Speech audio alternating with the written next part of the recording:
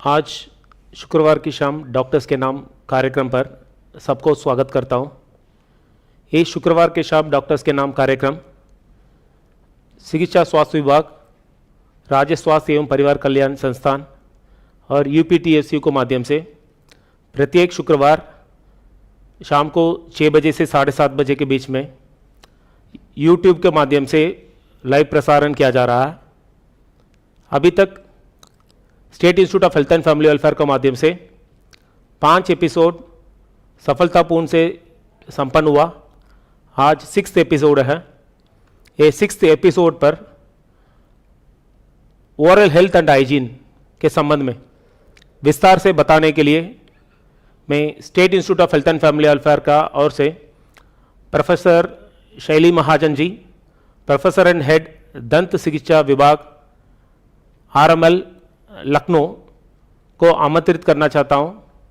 कार्यक्रम का शुरुआत के पहले राज्य स्वास्थ्य एवं परिवार कल्याण संस्थान का ओर से एक छोटा सा मोमेंटो प्रोफेसर शैली महाजन जी को मैं देना चाहता हूं। Thank you sir. Thank you. Thank you. Over to professor doctor Shelly Mahajan जी। नमस्कार आप सबको। सबसे पहले मैं राज्य स्वास्थ्य एवं परिवार कल्याण संस्थान की तरफ से अपने PS सर जो हैं डायरेक्टर एंड हमारे जो क्या कहते हैं उसको,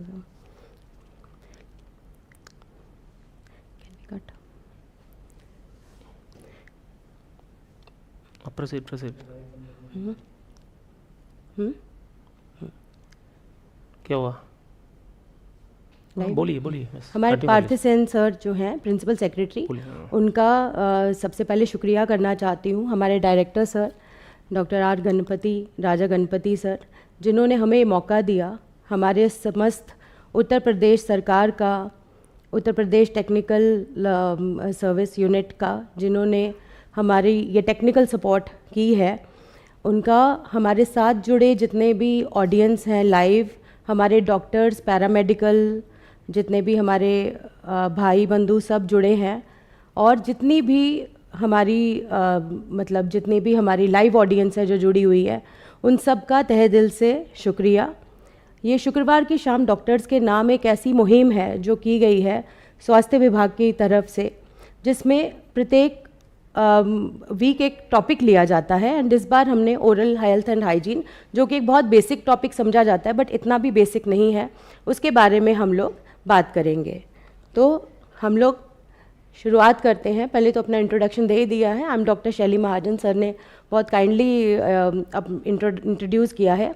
मैंने MDS किया है ऑर्थो और लेज़र स्पेशलिटी में, and I am working as professor and head of the department of dentistry at doctor Ram Manohar Lohia Ayurvigyan Sansthan में। सबसे पहले शुक्रिया मेरे इंस्टीट्यूट की तरफ से सबको, और अपने स्टेट वेलफेयर फैमिली को, अब एक तरह से फैमिली हो गई, डिपार्टमेंट ऑफ डेंटिस्ट्री की तरफ से आप सभी का हमारे साथ जुड़ने के लिए। कहते हैं मुख एक प्रत्येक इंसान का एक आईना होता है। So you are known by आपकी हेल्थ कैसी है, and it is one of the very important aspect of health. ज़रूरी नहीं कि फिज़िकल हेल्थ ही हो, इवन मेंटल हेल्थ भी। और ये एक इंसान के ब्रॉडर एस्पेक्ट को बहुत दर्शाता है, और ये पूरी इकोनॉमी को हमारी कैसे फ्लरिश करवाता है उसके बारे में हम बात करेंगे। अगर हम ग्लोबल हेल्थ बर्डन को देखें तो जो डिज़ीज़ हैं, जो डेंटल डिज़ीज़ हैं, वो अराउंड 3.58 बिलियन पीपल हैं, उनके साथ अफेक्टेड हैं। एंड इसका सिग्निफिकेंस क्या है? सबसे पहले कि अगर आपके दांत स्वस्थ नहीं होंगे तो क्या आपका शरीर स्वस्थ रहेगा? कहते हैं जैसा खाए अन्न वैसा रहे मन। तो अगर मन को स्वस्थ रखना है तो आपको अपने तन को स्वस्थ रखना पड़ेगा।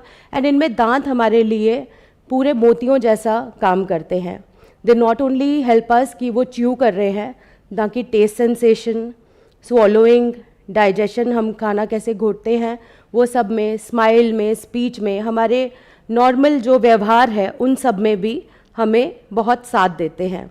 और इन सब से ही हमारा कॉन्फिडेंस लेवल भी बढ़ता है, ताकि हम सोसाइटी में एक दूसरे के साथ अच्छे से प्रचलन कर सकें।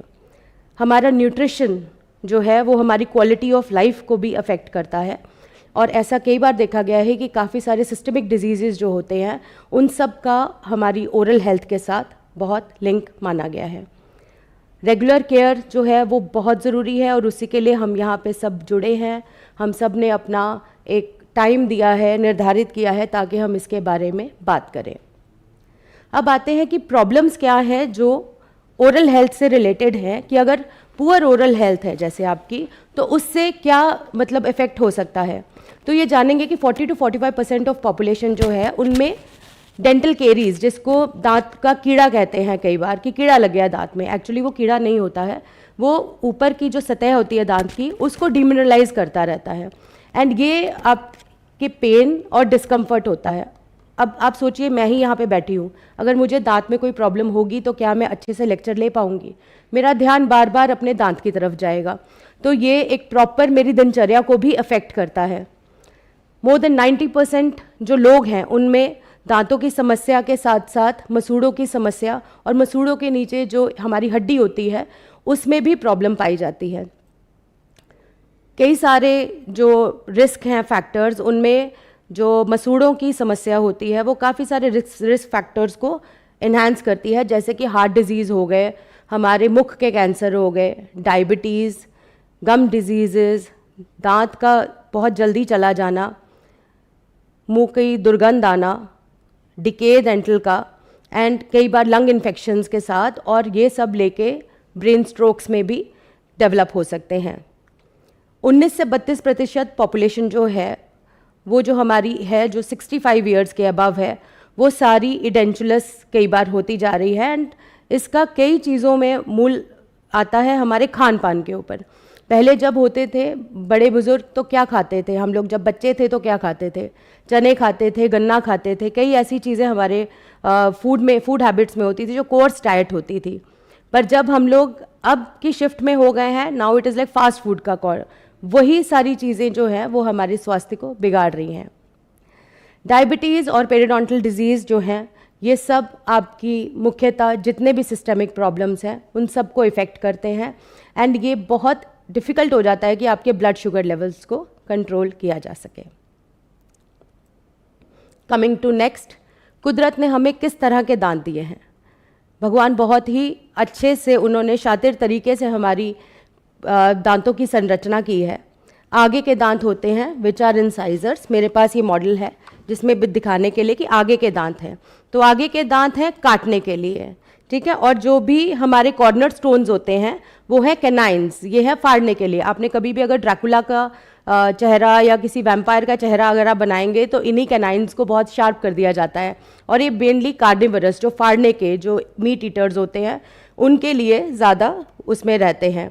एंड ये वाले जो है पीछे वाले दांत जो होते हैं मोलर्स और प्री मोलर्स बेसिकली च्यूइंग के लिए होते हैं।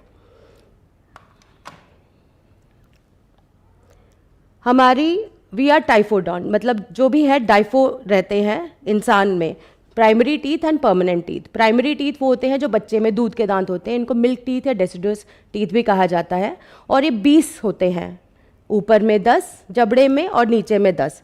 और जबकि जो ह्यूमन बीइंग जो परमानेंट टीथ होते हैं हमारे, उसमें ऊपर जो है वो और नीचे दोनों मिला के 32 दांत बोले जाते हैं कि हमारी 32 वाले दांत हैं। तो इनमें क्या होता है कि जो बच्चे होते हैं उनमें प्री मोलर्स मिसिंग होते हैं और जो एडल्ट्स होते हैं उनमें प्री मोलर्स होते हैं। अब कई बार ऐसा होता है कि जबड़े हमारे ओवर द पीरियड छोटे होते जा रहे हैं, तो उसके कारण क्या होता है कि हमारी जो अक्कल दाढ़ है जिसको हम थर्ड मोलर कहते हैं वो कई बार निकलने में दिक्कत करता है। बहुत सारे कॉमन हेल्थ प्रॉब्लम्स हैं, जैसे कि दांतों का बहुत जल्दी एट्रिजन हो जाना। एट्रिजन मतलब कि दांतों का घिस जाना, ये एक फिजियोलॉजिकल फिनोमेना भी हो सकता है और कई बार पैथोलॉजिकल भी, कईयों को दांत भींच के घिसने की आदत होती है। उससे क्या होता है कि दांतों में सेंसिटिविटी डेवलप होती है, दांतों में कीड़ा लगना, या फिर कीड़ा जो मतलब जिसको हम कैविटीज़ कहते हैं, डेंटल केरीज हमारी भाषा में बोला जाता है, वो अगर दांत की नर्व्स तक पहुंच जाता है तो नीचे हमारे पूरे पस वगैरह जनरेट करता है, तो उसको पल्पाइटस कहते हैं कि पल्प जो होती है दांत की उसकी इन्फ्लेमेशन हो जाना। पेरिडोंटाइटिस जो कि हमारी दांत के गम्स जो होते हैं उनके नीचे हमारी जो हड्डी होती है वो पेरियोडोंशियम कहलाती है, उसका सूजन हो जाना। कैलकुलस या plaque, yes, calculus and plaque भी एक बहुत महत्वपूर्ण कारण होता है जिसके कारण हमारी ओरल हेल्थ हाइजीन जो है वो अफेक्ट होती है। दांतों का येलो होना, कई बार कुदरती तौर पे भी दांत येलो हो जाते हैं या स्टेन्स वगैरह के कारण, जब हम गुटखा या कोई भी तंबाकू या कोई भी even coffee for that matter जब हम एक्स्ट्रा लेते हैं तो उसमें भी दांतों का पीलापन और दांतों में स्टेनिंग कैपेसिटी हो जाती है। उसके बाद आते हैं काफ़ी सारे, मतलब कई ऐसी सिस्ट्स होती हैं या दांत में कई ऐसे ओरल कैंसर्स भी होते हैं जो कई बार भीषण प्रक्रिया भी ले सकते हैं। Then comes your wisdom tooth, जो हमारी अक्कल दाढ़ होती है, वो कई बार मैंने बताया भी पिछली स्लाइड में ही कि वो कई बार कारण होता है, तो वो उसमें दांत का और जबड़े का आकार इतना नहीं होता कि दांत उसमें अच्छे से आ सके, तो कई बार वो वहीं पे रुका रहता है, कई बार आधा निकलता है, आधा हड्डी के बाहर होता है, तो उसके लिए भी पेन करता है पेशेंट्स को। देन कम्स योर डिकेड और चिप्ड टीथ, कई बार दांत बिल्कुल बाहर होते हैं, जो ब्रेसेस नहीं, कई बार हम कहते हैं कि दांत बहुत हड्डी के बाहर है, तो ज़रूरत से ज़्यादा अगर कई बार होता है कि बच्चा चोट खा जाता है तो वो दांत आगे के टूट जाते हैं, या फिर आप कोक की कोई भी बॉटल होती है, कई बार आप उसको ढक्कन दांतों से तोड़ते हैं, या अखरोट, या कई बार हम लोग बहुत अच्छे से वो करते हैं कि दांत हमारे तोड़ सकते हैं, वो भी एक बहुत गलत वो है। आपको दांतों का जो काम है वही करने देना है, दांतों का काम है खाना चबाना और अच्छे तरीके से उसको एक बोलस फॉर्म में डेग्लूटेशन में लेके जाना। Bad breath, then there are crooked teeth मतलब टेढ़े मेढ़े दांत, और गम डिजीजेस जो कि हमारे प्लाक और कैलकुलस की डिपॉजिट से होते हैं, एंड टीथ ग्राइंडिंग जैसे कि ब्रक्सिज्म जिसको कहा जाता है। अब हम बात करते हैं डेंटल केरीज की, जिसको आम भाषा में सब लोग कहते हैं कि दांत पे कीड़ा लगा है। वो क्या होता है? ये ग्लोबल बर्डन है and it really needs to cost of neglect. सब लोग कहते हैं कि दांत का जो ट्रीटमेंट है वो बहुत महंगा होता है, जबकि दांत का ट्रीटमेंट महंगा नहीं होता, बट आपकी निगलेक्ट जो है वो उसको महंगा करवा देती है। According to WHO around 2.3 billion people जो हैं वो सफ़र कर रहे हैं इस डेंटल केरीज के साथ, एंड ये परमानेंट टीथ में ना भी होके इवन डेसिडुअस टीथ में भी होती है, and it is one of the most chronic prevalent diseases जो कि हमारी सोसाइटी अब बर्डन बन रही है इन सब चीज़ों के लिए। Coming to the percentage of people जिन्होंने डेंटल केरीज को एक्सपीरियंस किया है, एक सर्वे हुआ है जिसमें बताया गया है कि 5 साल से लेके 75 साल की उम्र में किस तरह से प्रोग्रेस होती है। तो अगर आप देखेंगे 5 साल में अराउंड 51% जो है, 51% जो पॉपुलेशन है उनको डेंटल केरीज की समस्या है, दांत में जो कैविटीज़ हो जाती हैं। और अगर देखा जाए तो 65 to 74 उसमें 85% जो है दांतों की प्रॉब्लम होती है। और ये किस लिए होता है? उनके रीजंस हैं पुअर ओरल हाइजीन, हम लोग जो भी खाना खाते हैं वो चिपका हुआ जैसे वो दांत के ऊपर चिपक जाता है। स्टिकी फूड्स, बेसिकली आप शुगर खाते हैं, शुगर इनटेक होता है, पर अगर आप दांत साफ़ नहीं करते हैं तो वो दांत पे चिपक जाता है और उसी के कारण वो एसिड्स लिबरेट करता है। Bad and worn out fillings, कभी हम फिलिंग करवाते हैं और वो कई बार धीरे धीरे घिस जाती है और हम उसको निगलेक्ट कर देते हैं। ड्राई माउथ, कई ऐसी सिचुएशंस होती हैं जिनमें कई बार पेशेंट्स जो हैं वो डायबिटीज़ से ग्रस्त होते हैं या उनके सलाइवरी ग्लैंड्स ग्रंथियां जो हैं वो काम नहीं करती हैं, तो उसके कारण भी थूक जो है वो लार बननी बंद हो जाती है या कम हो जाती है। उसके कारण भी मुंह जो है वो काफ़ी देर तक ड्राई रहता है और उसके कारण भी केरीज का डेवलपमेंट होता है। एंड दांतों का टेढ़े मेढ़े होना, दांत का टेढ़े मेढ़े होने से क्या है कि जो भी दांत सीधे होते हैं, आप ये देखेंगे ये दांत सीधे हैं, तो अगर सीधे हैं दांत तो इनको ब्रश करना आसान होगा, पर अगर वही दांत आपके टेढ़े मेढ़े हो जाते हैं तो क्या होगा कि उनके कोने बन जाते हैं। आपका ब्रश जो दिया होता है वो इस तरह से नहीं होता है कि वो टेढ़े मेढ़े दांतों के लिए बना है। ये ब्रश है, ये नॉर्मल ब्रश है, सबके लिए एक यूनिफॉर्म ब्रश है। तो आप कई बार देखेंगे कोई जिगजैग ब्रशेज़ आते हैं या कुछ, पर वो उन कोनों में, उन विसिनिटीज़ में नहीं पहुंच पाते, उसके कारण वो एरियाज़ बहुत प्रोन होते हैं कैविटीज़ के लिए। कैसे प्रोग्रेस होता है एक डेंटल कैविटी का? कहते हैं कि एक टाइम पे ये 4 से 12 घंटे लेता है बैक्टीरियाज जो होते हैं मुंह के, वो आपके खाने को, स्टार्च को कन्वर्ट करने के लिए इनटू स्टिकी इनामल बायोफिल्म जो बन जाती है इनामल के ऊपर, और उसको हम कहते हैं प्लाक, और ये दांत पे चिपक जाती है। और उससे क्या होता है, इसीलिए हम लोग हमेशा कहते हैं आपको कितने टाइम ब्रश करना चाहिए?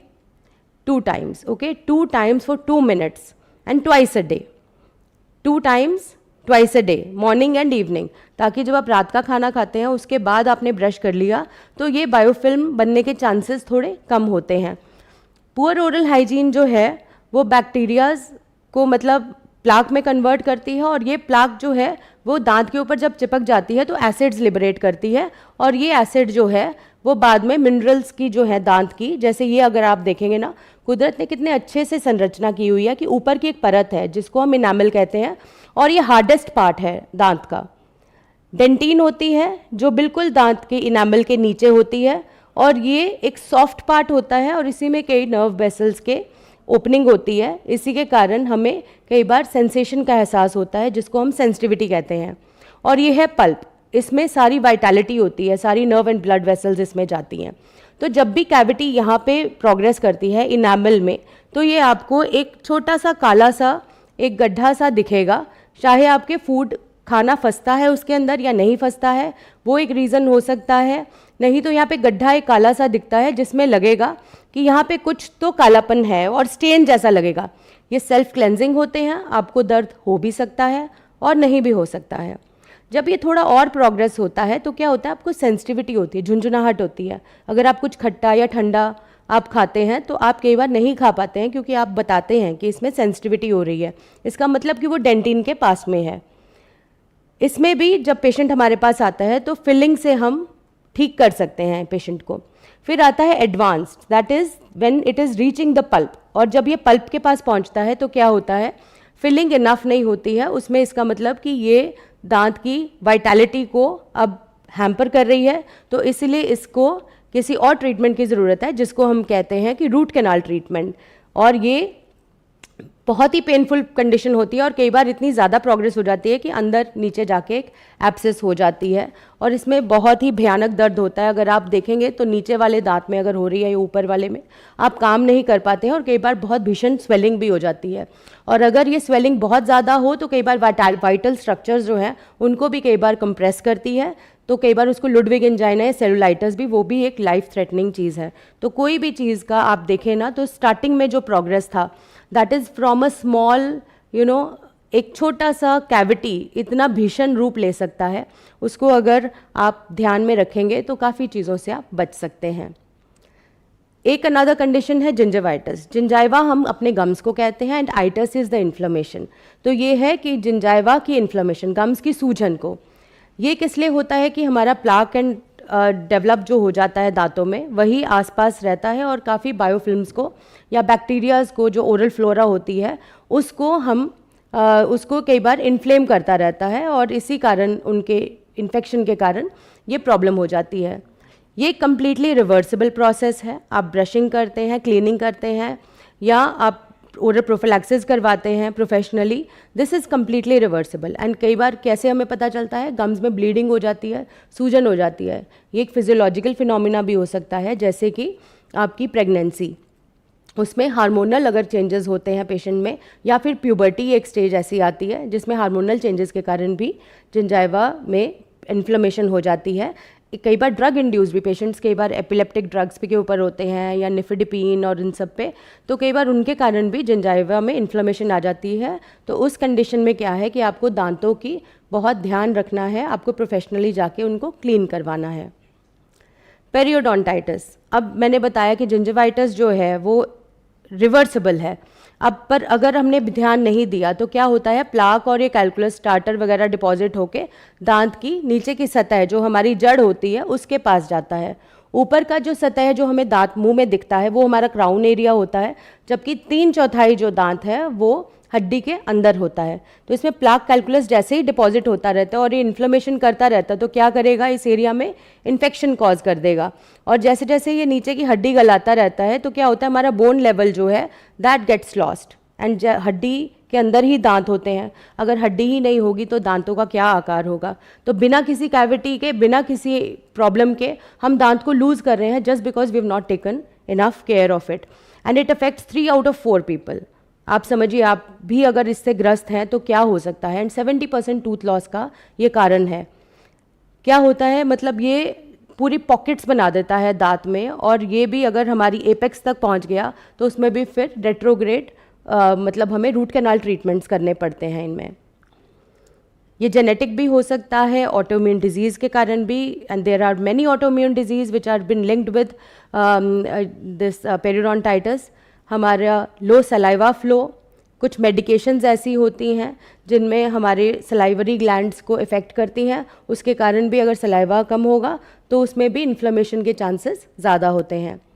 स्ट्रेस एक बहुत लीडिंग फैक्टर है। अगर आप बहुत ज़्यादा स्ट्रेस ले रहे हैं तो एसिडिटी की डेवलपमेंट होती है।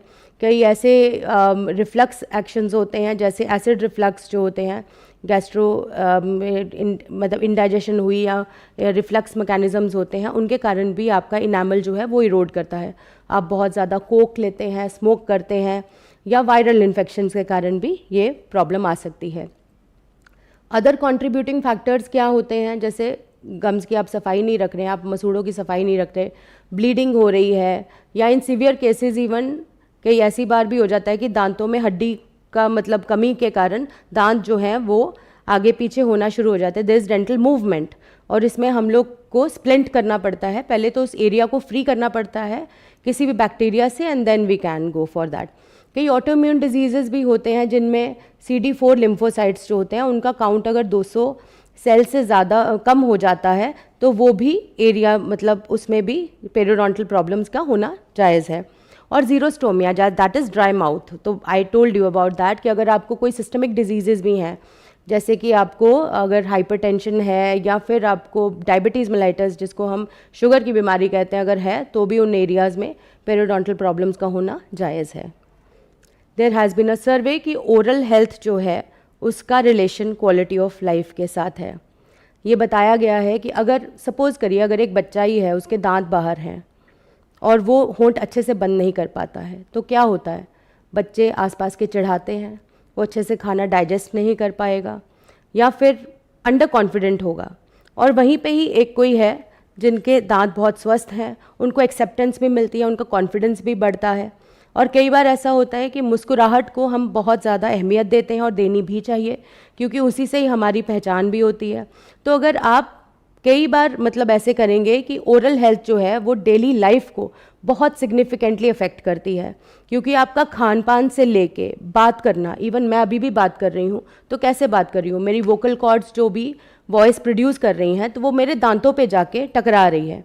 सपोज़ अगर मैं बोल रही हूँ ट ठ फ द च श स, ये जाके जीभ जो है मेरे दांतों की तरफ एक हवा भर के फेंक रही है, उसी के कारण इन मतलब जो हमारे वर्ड्स हैं उनका उच्चारण हो रहा है। तो आप सोचिए कि किस तरह से दांतों की इम्पोर्टेंस है और ओरल हेल्थ की इम्पोर्टेंस है।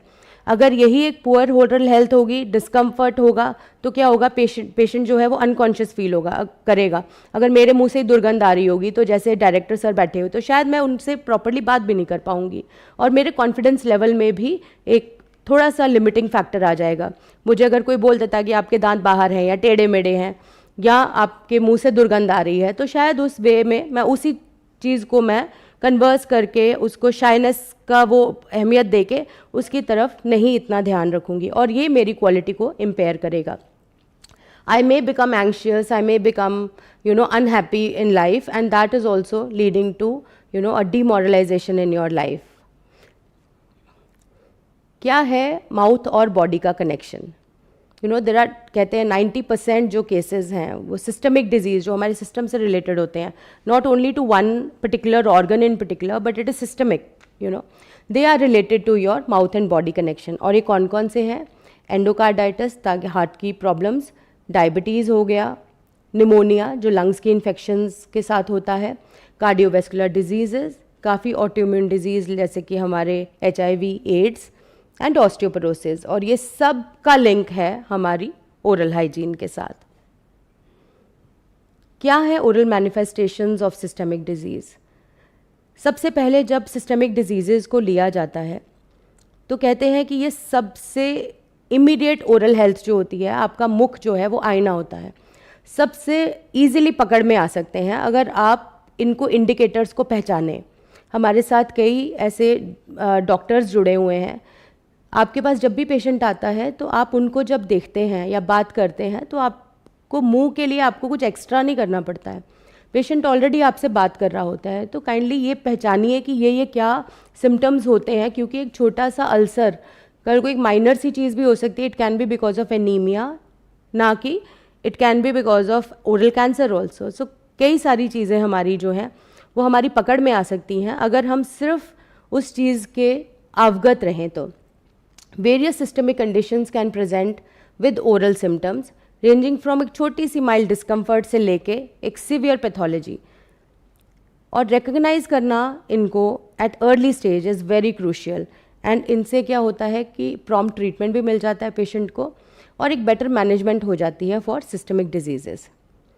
Additionally preventive measures can also be taken, ताकि इन सब के साथ हम लोग एक प्रॉपर तरीके से बाकी और सिस्टमिक प्रॉब्लम्स के साथ भी हम लोग डील कर सकें। अब आते हैं डायबिटीज़ मेलाइटस की तरफ। क्या होता है डायबिटीज़ मेलाइटस? ये सबसे मोस्ट कॉमन है मोर्टेलिटी और मॉर्बिडिटी के लिए। इसमें क्या होता है कि पेशेंट्स में इंसुलिन के लेवल्स कम हो जाते हैं and they have high elevated blood sugar levels. और इनकी ओरल मैनिफेस्टेशंस क्या होती हैं? पहले तो ड्राइनेस ऑफ माउथ रहेगा। उसके बाद क्या होता है, अगर ड्राइनेस ऑफ माउथ है तो क्या होगा, आपके मसूड़े जो हैं वो भी इन्फ्लेम्ड रहेंगे, उनके नीचे जो उनकी मतलब हड्डी है पेरियोडोंटल लिगामेंट या पेरियोडोंटल बोन जो है हमारी एल्वुलर बोन, वो भी इन्फेक्ट रहेगी। और डायबिटीज़ के कारण और क्या होगा, अगर मुंह में थूक नहीं बन रहा है तो डेंटल कैविटी भी होगी, और टंग में जितने भी हमारे हैं कंडीशंस जैसे फिशर्ड टंग हो जाती है, जिसमें एनीमिक भी हो जाते हैं कई बार पेशेंट्स, टेस्ट एबनॉर्मेलिटीज़ आ जाती हैं, हैलिटोसिस जिसको हम बैड ब्रेथ कहते हैं, they have all been linked. And कई बार oral lichen planus which is also one of the debilitating diseases, और कई बार लाइकन प्लानर्स, ल्यूकोप्लेकिया, इन सब को हम प्री मेलिग्नेंट लीजन्स में भी लेते हैं। Coming to cardiovascular disease. Cardiovascular disease में क्या लिंक पाया गया है कि अगर हमारा पेरियोडोंशियम डिस्ट्रक्ट होता है, जैसे हमारा पेरियोडोंटल लिगामेंट अगर हमारा ख़राब होता है तो उससे क्या होता है कि इन्फ्लेमेटरी मीडिएटर्स आते हैं, और ये इन्फ्लेमेटरी मीडिएटर्स जो होते हैं वो हमारी जो दिनचर्या होती है, ये ऑप्टिमल ओरल हाइजीन को अफेक्ट करते हैं। हमारे मुंह में there are good bacterias as well as bad bacterias, और ये दोनों ही सहायक रहते हैं। पर अगर गुड बैक्टीरियाज भी अगर वो मारता जाए और इन्फ्लेमेटरी मीडिएटर्स क्या करते हैं, उन लोगों को ऑप्टिमाइज़ नहीं करने देते ताकि वो ओरल हेल्थ को मेंटेन कर सकें, तो क्या होता है कि इसमें पेरियोडोंटल डिस्ट्रक्शन होती है, और यही जाके हमारा मुंह के थ्रू हमारे हार्ट में पहुंचते हैं, और उसमें जाके बैक्टीरिया और इन्फेक्टिव एंडोकार्डाइटिस जैसी डिजीज़ को कंडीशंस को करते हैं, एंड ये कल को जाके हार्ट फेलियर के चांसेस में भी तब्दील हो जाते हैं। So there are several studies which have been linked with periodontal disease, और oral bacterias जो होते हैं वो periodontal infections के साथ blood stream में enter करते हैं, and they help in contributing for the areas like जो एरिडोमास जो होते हैं, जो जाके हार्ट में जाके एम्बोलिज्म बना देते हैं, क्योंकि पेरियोडोंटल डिस्ट्रक्शन के साथ क्या होता है, ये प्लेटलेट एडहरेंस कर देता है, तो प्लेटलेट्स काफ़ी सारे जुड़ जाते हैं और वही एक एम्बोलाई की फॉर्म में आपके हार्ट के अंदर चले जाते हैं और वहीं पे जाके हार्ट अटैक एंड स्ट्रोक्स का कारण बनते हैं। सो मेंटेनिंग गुड ओरल हाइजीन ये बहुत ज़रूरी है आपके सब स्ट्रक्चर्स को ठीक करने के लिए। एक और है osteoporosis. Osteoporosis and also these are systemic conditions जिसमें कि एक डिक्रीज्ड बोन डेंसिटी होती है। हमारे शरीर में ऐसी संरचना बनी है कि ब्लड में एक ऑप्टिमम कैल्शियम लेवल होना चाहिए 9 to 11 माइक्रोडन, बट अगर वो कम होता है तो क्या होता है कि हड्डियों से कैल्शियम जो है उसकी मात्रा में निकाल के ब्लड में आना शुरू हो जाता है। ये एक नॉर्मल कंडीशन भी हो सकती है, जैसे पोस्ट मेनोपॉजल हो गया, तो उसमें भी हमारे कुछ हार्मोन्स जो होते हैं फीमेल्स में वो ऊपर नीचे हो जाते हैं, वो कई बंद ही हो जाते हैं तो उसमें क्या करते हैं, फिर हमें आउटसोर्स करना पड़ता है कैल्शियम को। पर अगर हम नहीं करते हैं तो जोड़ों का दर्द या गठिया जिसको कहा जाता है ऑस्टियोपोरोसिस, और ये ज़रूरी नहीं कि हड्डी जो है वो घुटनों की ही हो, even our joints or TMJ that gets affected. Juvenile periodontitis भी देखा गया है, जुवेनाइल आर्थराइटिस भी देखा गया है।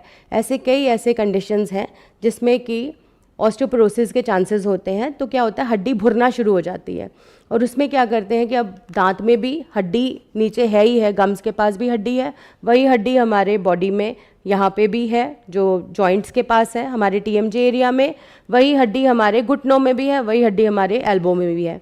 तो ये एक देखना है कि osteoporosis can manifest in bone loss in the jaws. तो जब भी पेशेंट आता है तो हम उनको पूछते हैं कि आपको आर्थराइटिस की बीमारी तो नहीं है, क्योंकि कई बार ऐसा होता है कि पेशेंट कहता है कि मेरा मैंडिबल जो है वो लॉक हो जाता है, कभी खोलते हैं बंद करते हैं तो कट कट की आवाज़ आती है। तो that is what they are TMJ disorders. तो काफ़ी सारे टीएमजे डिसऑर्डर्स के भी कई बार कोई प्रॉब्लम्स होती हैं।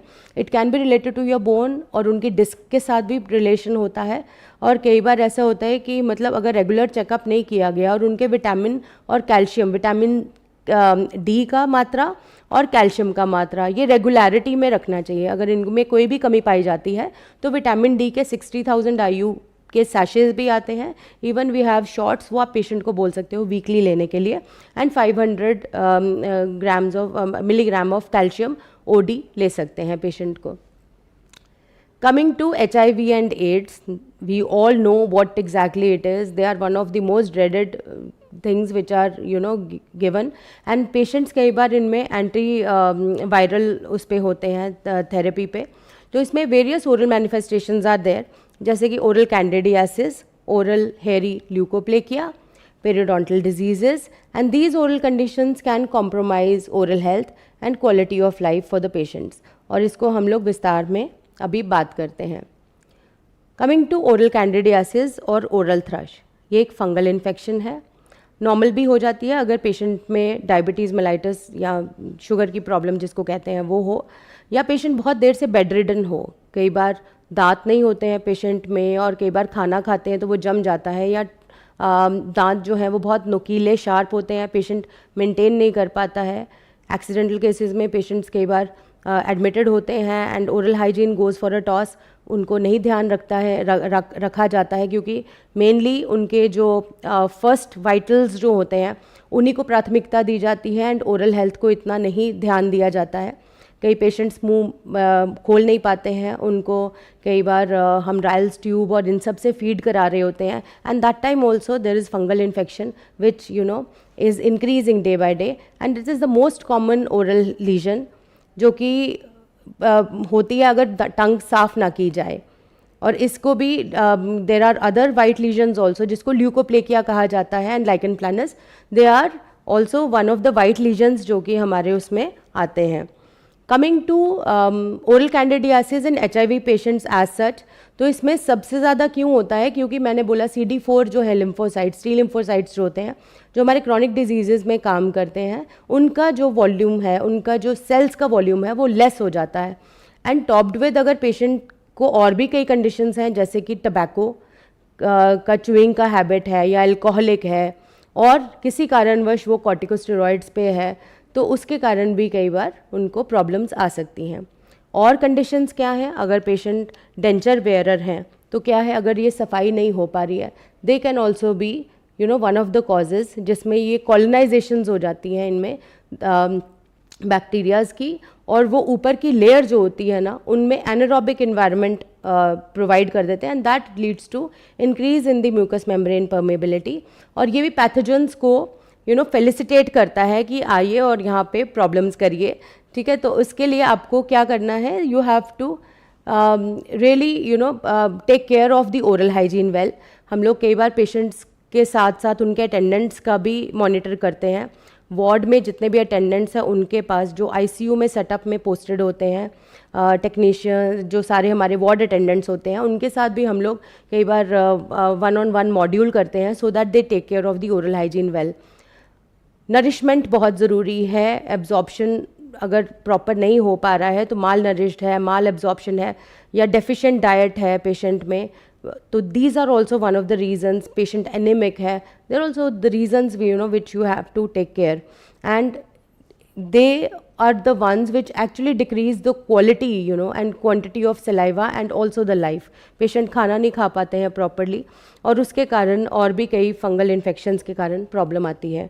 And the common sites are जीभ के ऊपर होना या आपकी तालू पे बहुत सारे वाइट स्पॉट्स होना, और ये आप जब निकालते हो ना, ये कर्डी वाइट होते हैं, तो ये इजीली स्क्रैप कर सकते हैं इनको। इनका यही एक because there are many of the white lesions, जैसे ओरल ल्यूकोप्लेकिया मैंने बोला, या कैंडिडियासिस। तो ल्यूकोप्लेकिया को जब भी आप एब्रेट करेंगे तो वो एकदम निकलता नहीं है, पर ये जो है ये कर्डी वाइट की तरह एक होती है लेयर, जिसको आप स्क्रैप करेंगे तो दिस कैन बी इजीली स्क्रैपेबल।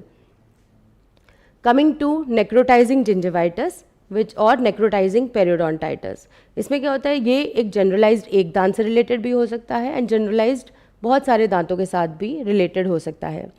ये एक्यूट और सिवियर की श्रेणी में आते हैं, जो कि एल्वुलर बोन, जो हमारी मुंह की हड्डी होती है, उसको बहुत जल्द से डिस्ट्रक्ट कर देते हैं।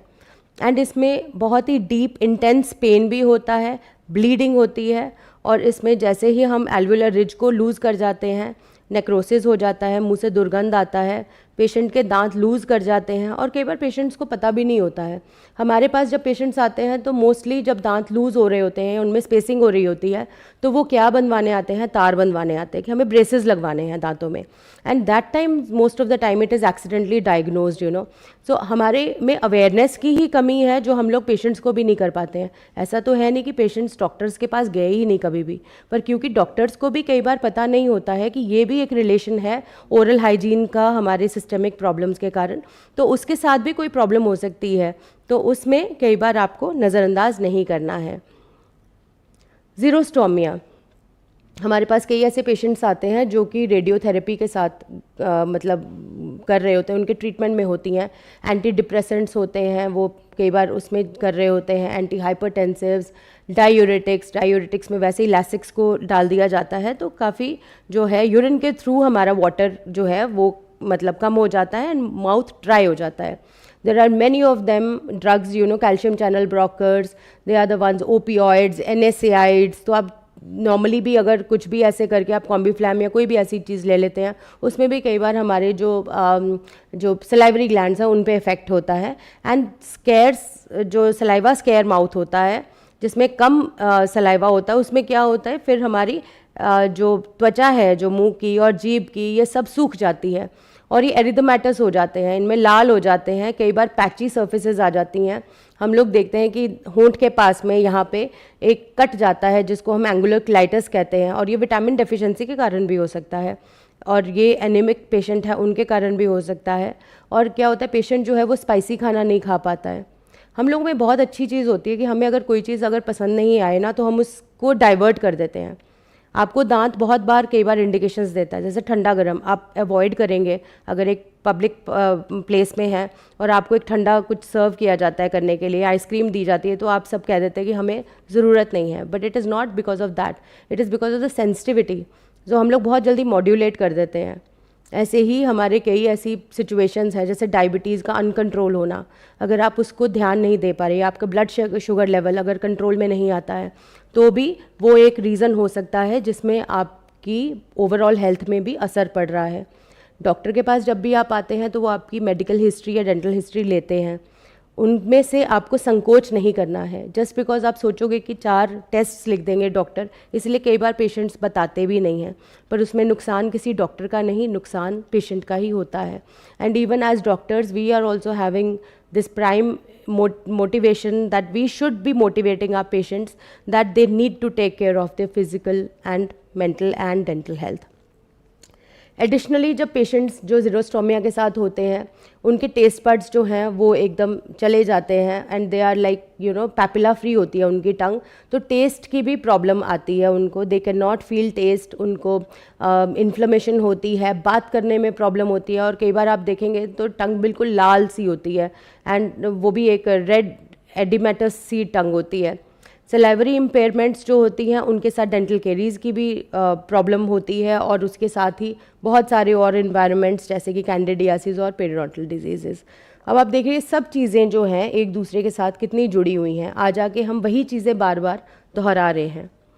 कैपोसी सार्कोमा, ये भी HIV एसोसिएटेड नियोप्लेसिया है। इसमें क्या होता है कि जो एंजियोप्रोलिफरेटिव नियोप्लेसिया है, इसमें क्या होता है कि ह्यूमन हर्पीज़ वायरस जो है 8, उसके कारण ये प्रॉब्लम होती है। और ये पैथोलॉजिकल फीचर कैसे होता है, ये गैंग्लियाज या हमारी म्यूकस मेम्ब्रेन स्किन के ऊपर अटैक करता है। तो इसमें क्या होता है, पैचेस डेवलप हो जाते हैं या नोड्यूल्स डेवलप हो जाते हैं। पहले एक स्मॉल एक पैप्यूल सा बना होगा and that converses and leads to red purplish plaques बन जाते हैं, जो कि अल्सर की तरह भी दिख सकते हैं। तो पेशेंट्स को कई बार लगता है कि मुंह का छाला ही है, कोई बात नहीं, आपने एक पता ही होता है एक दूसरे के साथ जाके, या आप मेडिकल स्टोर में जाके आप कई बार आप कोई मेडिसिन ले लेते हैं, जो ऑइंटमेंट जो होती है हेक्सी जेल या कुछ भी ऐसे, वो लगा लिए। पर अगर वो डेवलप होता जा रहा है, बढ़ता जा रहा है, या वो 2-3 महीने भी हो गए वो छाला नहीं जा रहा है, महीने तो बहुत दूर की बात है, अगर आपको हफ्ते में भी लगे कि ये नहीं जा रहा है, then also it is an alarming thing that you have to really take care of your oral hygiene. Advance stages में ये तो मल्टीपल फर्म नोड्यूल्स की तरह हो जाता है एंड ये एक नॉर्मल माउथ की जो फंक्शनिंग है उसमें डिसरप्ट करता है। आप अच्छे से खाना घोट नहीं पाओगे, चबा ही नहीं पाओगे, और ये ट्रॉमा और इन्फेक्शंस को भी तब्दील में करता है। The ulceration and local destruction of this entity leads to the extraction of some dental organs in some cases. हमारे पास कई बार कोई और उपचार का मतलब कोई सोल्यूशन ही नहीं होता, हमें उस एरिया को ही कई बार निकालना पड़ता है। और कई बार हमारी, अब जैसे कोविड वाला वो आया था, तो हमारे पास कई ऐसी फंगल इन्फेक्शंस आई थी जिनमें हमें पूरा का पूरा जॉ को ही निकालना पड़ा था, ठीक है, जिसको म्यूकोरमाइकोसिस कहा जा रहा है। तो वो भी एक फंगल इन्फेक्शन ही था, जिसमें एक फंगस जो है वो इसके तरह करा जाता था। उसको ब्लैक फंगस इसलिए किया कहा जाता था क्योंकि जब भी आप रेडियोग्राफ पे एक्सरे पे देखते थे तो ब्लैक एरिया अपीयर होता था। So this also leads to ये हार्ड पैलेट पे दिखा जाता है हमारे तालू पे, और हमारे बहुत सारी जो सलाइवरी ग्लैंड्स होते हैं, पैरोटिड ग्लैंड्स एंड अदर सब मैंडिबुलर एंड सब लिंगुअल ग्लैंड्स, उनको इफेक्ट करता है, और हमारी जॉ बोन को भी इफेक्ट करता है। Coming to major and minor aphthous ulcers. Aphthous ulcers किसी भी ट्रीटमेंट के बाद भी हो सकते हैं, आप बहुत सारी मेडिकेशन पे हैं, तो वो कैसे डायग्नोज होता है? एक शूडोमेम्ब्रेनस, एक आपको छाला मुंह में दिखेगा, विच मे रेंज एक छोटा सा 2 to 5 मिलीमीटर से लेके 1 से 5 सेंटीमीटर तक भी हो सकता है। एंड इमेजिन करिए आप छाला आपकी जीभ पे है, एक छोटा सा नोड्यूल भी होता है अगर जीभ के ऊपर, तो क्या होता है आपको खाने में, बात करने में बार बार आपको एहसास होता है कि something is there which is really affecting you. ये 7 to 10 डेज तक लिंगर करता है एंड हील करता है without any scarring. So lateral border of tongue पे हो सकता है, आपकी सॉफ्ट पैलेट पे हो सकता है, ओरल म्यूकस मेम्ब्रेन आपके गाल में हो सकता है, आपके ओरोफेरिंग्स में हो सकता है, और ये क्या करता है, रिमार्केबली पेनफुल होती है ये कंडीशन। एंड आप जब भी कोई सॉल्टी, स्पाइसी या सार फूड खाते हैं, खट्टा आप नहीं खा सकते हैं, और ये वीक्स तक लास्ट करता है, कॉजिंग डिस्फेजिया। आप खाना कम खाएंगे, और अगर आप खाना कम खाएंगे तो ओवरऑल आपके बॉडी में भी माल नरिशमेंट होगी, जिसके कारण आपके वेट का और बाकी सब न्यूट्रिशन का अफेक्ट होगा। Coming to oral health in pregnancy. एक माँ के लिए सबसे अच्छा टाइम होता है प्रेगनेंसी का, and then is the time when she should take care, और बाकी सब भी उनकी केयर लेते हैं। एक पौष्टिक खाना खाना चाहिए, और ये सब के लिए बहुत प्राथमिकता दी जाती है।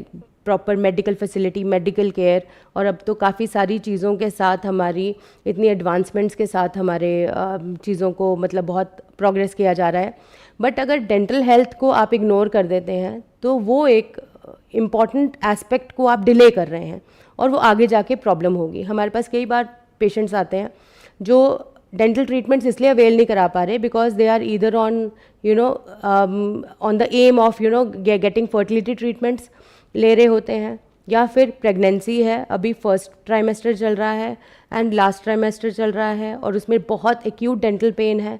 मदर्स जो नर्सिंग मदर्स हैं, जो अभी पेशेंट मतलब बच्चों को दूध पिला रहे हैं, उनको भी कई बार हम जो ट्रीटमेंट देना चाहते हैं वो नहीं दे पाते हैं, क्योंकि उनकी कंडीशन जो होती है, ओरल कंडीशंस जो होती हैं, वो हमें अलाउ नहीं करती हैं प्रेगनेंसी में, बिकॉज ऑर्गेनोजेनेसिस हो रही होती है, बच्चे का फॉर्मेशन हो रहा होता है, तो उन कारण हम कई बार लिमिटिंग फैक्टर्स हो जाते हैं। What we want to do it, we are not able to do it. So dental health should be one of the prime important factors. Next हम लोगों ने बहुत सारे मॉड्यूल्स किए, और इन सब में भी बहुत सारे आ रहे हैं, कितने सारे प्रेगनेंसी को लेके, हार्ट डिजीज़ को लेके, लंग इन्फेक्शंस को लेके आ रहे हैं।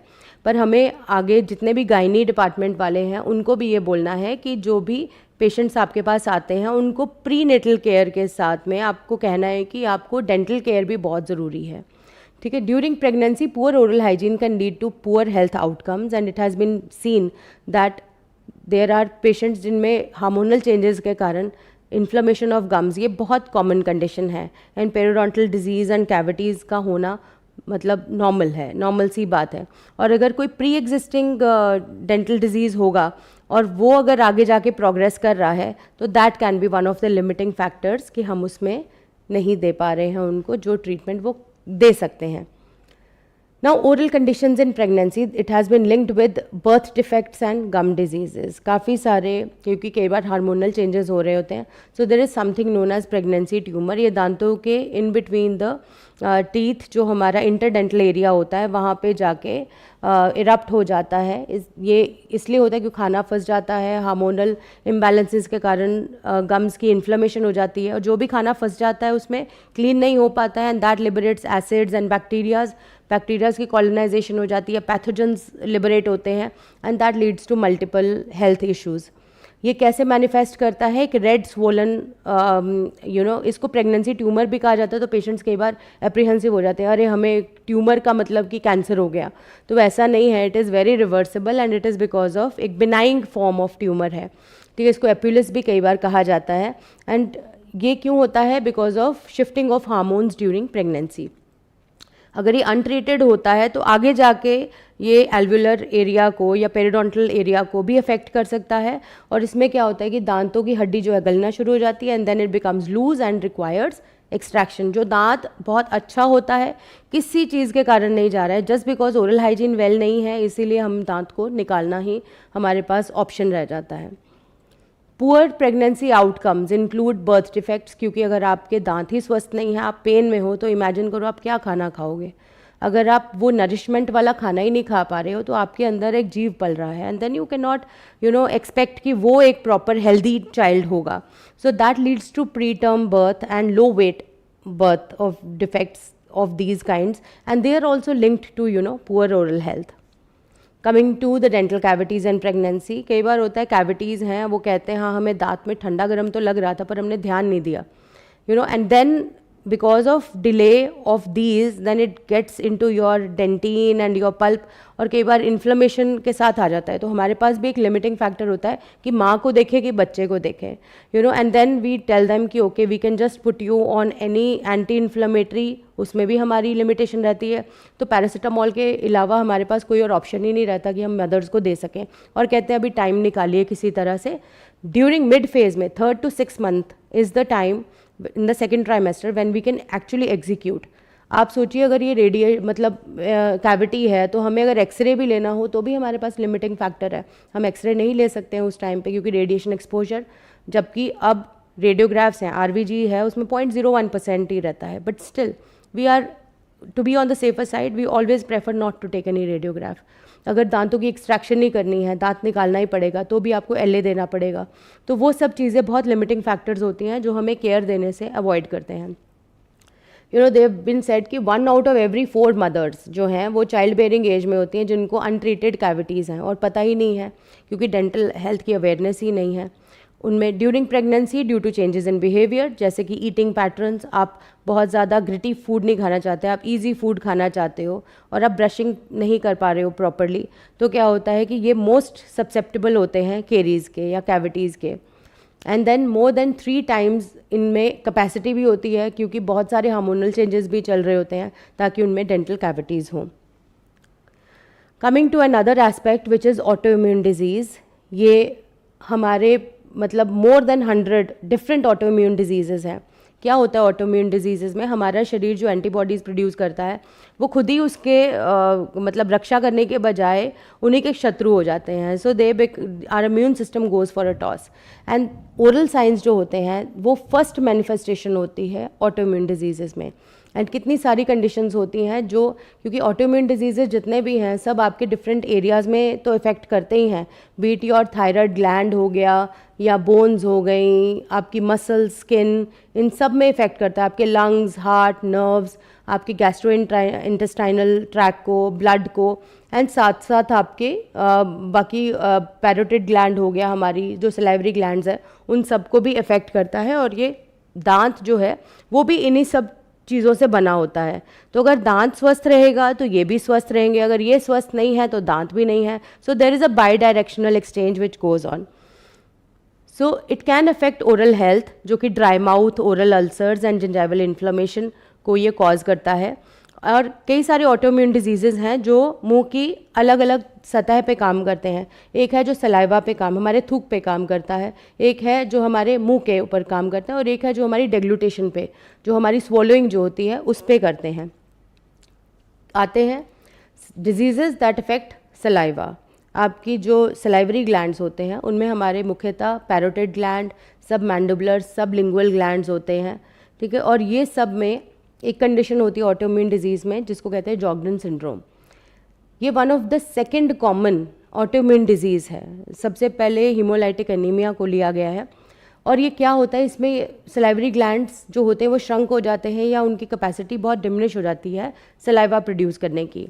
तो सलाइवा इज़ वाटर, एंड अगर वाटर की कंटेंट कम होगी तो क्या होगा, आपकी ड्राइनेस ऑफ आइज़ होगा, आपकी जीभ में ड्राइनेस होगा, ड्राई माउथ होगा, और र्यूमेटॉइड आर्थराइटिस जो है इसका ट्रायड होता है इनमें। एंड दिस डिजीज़ बताया कि इफेक्ट ग्लैंड, और saliva is thicker in consistency. तो क्या होगा कि जो लोग हैं वो मतलब खाना हमें च्यू करने में भी सलाइवा की ज़रूरत पड़ती है। जैसे खाना आप चबाते हैं पीछे, तो छोटे छोटे टुकड़ों में जब बनता है तो उसके लिए भी थूक की ज़रूरत होती है, वाटरी कंटेंट की ज़रूरत होती है, ताकि वो एक राउंड एक बोलस में बन जाए और इजीली हमारी ईसोफेगस से हमारे बॉडी में चला जाए। अब अगर सलाइवा की मात्रा कम होती है तो क्या होता है कि वो जो बोलस है वो बन नहीं पाता है, तो उसके कारण क्या होता है कि इनडाइजेशन हो जाती है, आपका डिस्टर्ब टेस्ट होता है, स्पीच में प्रॉब्लम होती है, बार बार मुंह सूखेगा, आप बात ही नहीं कर पाओगे, और इन्फ्लेमेशन हो जाती है मुंह की, आपकी कैविटीज़ की वो हो जाती है, क्षमता बहुत ज़्यादा बढ़ जाती है।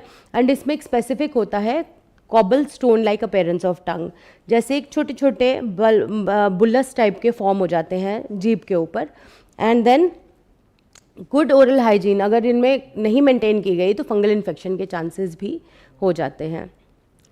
Disease that affect the mouth, जैसे कि हमारे सिस्टमिक ल्यूपस एरिथेमेटोसिस, SLE इसको कहा जाता है, ये मोस्टली यंग विमेन को करता है, और उनके पार्ट्स जो होते हैं जैसे कि स्किन हो गया, जॉइंट्स एंड किडनीज़ को इफ़ेक्ट करता है। इसमें कैसे क्लिनिकल सिम्टम्स होते हैं, फीवर होगा, वेट लॉस होगा, और बटरफ्लाई टाइप रैशेज़ हो जाते हैं यहाँ पे आपके नोज़ और चीक्स के पास में। ओरल मैनिफेस्टेशंस क्या होती हैं, मुंह के अंदर अल्सर्स होना। तो ये सोर्स क्या करते हैं, ये they may not cause the patient any pain, और जब पेन ही नहीं होती तो पेशेंट के बार एड्रेस भी नहीं करता। वाइट लीजन है, ठीक है, काम चल रहा है, कोई प्रॉब्लम नहीं है। जब मुझे कोई प्रॉब्लम ही नहीं है तो क्या, तो ये डर्मेटोलॉजिस्ट के पास जाते हैं, क्योंकि फेस पे ये सब बन रहा होता है, बटरफ्लाई शेप के वो बन जाते हैं, स्किन में रैशेज हो जाते हैं। That time also the doctor needs to know that okay they have oral manifestations and कई बार अर्ली साइंस में आपको नहीं पता चलता है, तो आपको कई बार पता भी करना है कि अगर मुंह के अंदर भी कोई प्रॉब्लम आ रही है तो that can also be one of the reasons that the patient may have systemic lupus erythematosus. Crohn's disease एक बहुत कॉमन डिजीज़ है जो हमारे GI ट्रैक का है, गैस्ट्रो इंटेस्टाइनल, और ये यूजुअली इफ़ेक्ट करता है 20 से 30 साल के लोगों को, और एक 60 to 70 ईयर्स में। अब 20 से 30 साल में आप यंग होते हो तो आप मे बी आप बहुत फास्ट फूड का कंजम्पशन करते हो, या यू आर मतलब it has been linked, may be it can be the reason और नॉट, आप रिफाइंड फूड्स का खाते हो।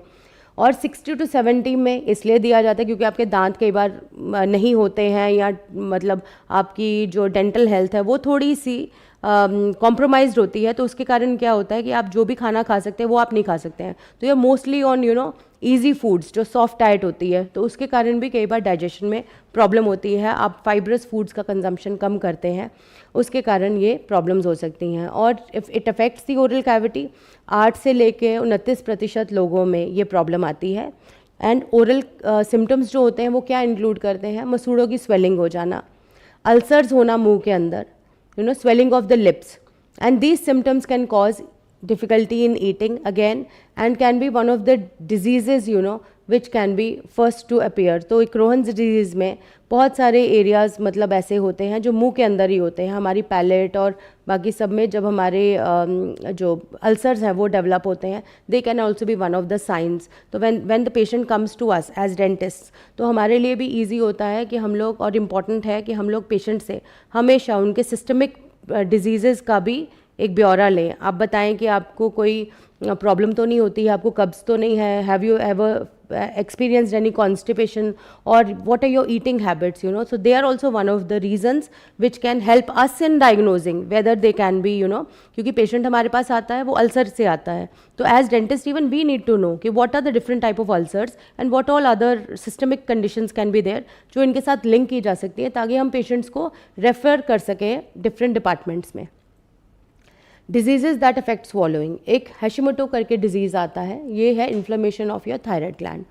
तो इसमें क्या करते हैं कि थायराइड अगर आपका मतलब इन्फ्लेम्ड होता है तो क्या होगा, ये फेशियल स्वेलिंग वगैरह भी करता है.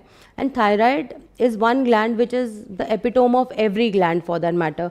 अगर उसमें कॉम्प्रोमाइज होता है, पेशेंट में हाइपोथायराइडिज्म होता है, तो क्या होता है कि आपके पूरे बॉडी जो है वो स्लो होता रहता है, and you will have puffiness in your face, on your limbs, and lethargic हो जाते हैं patient.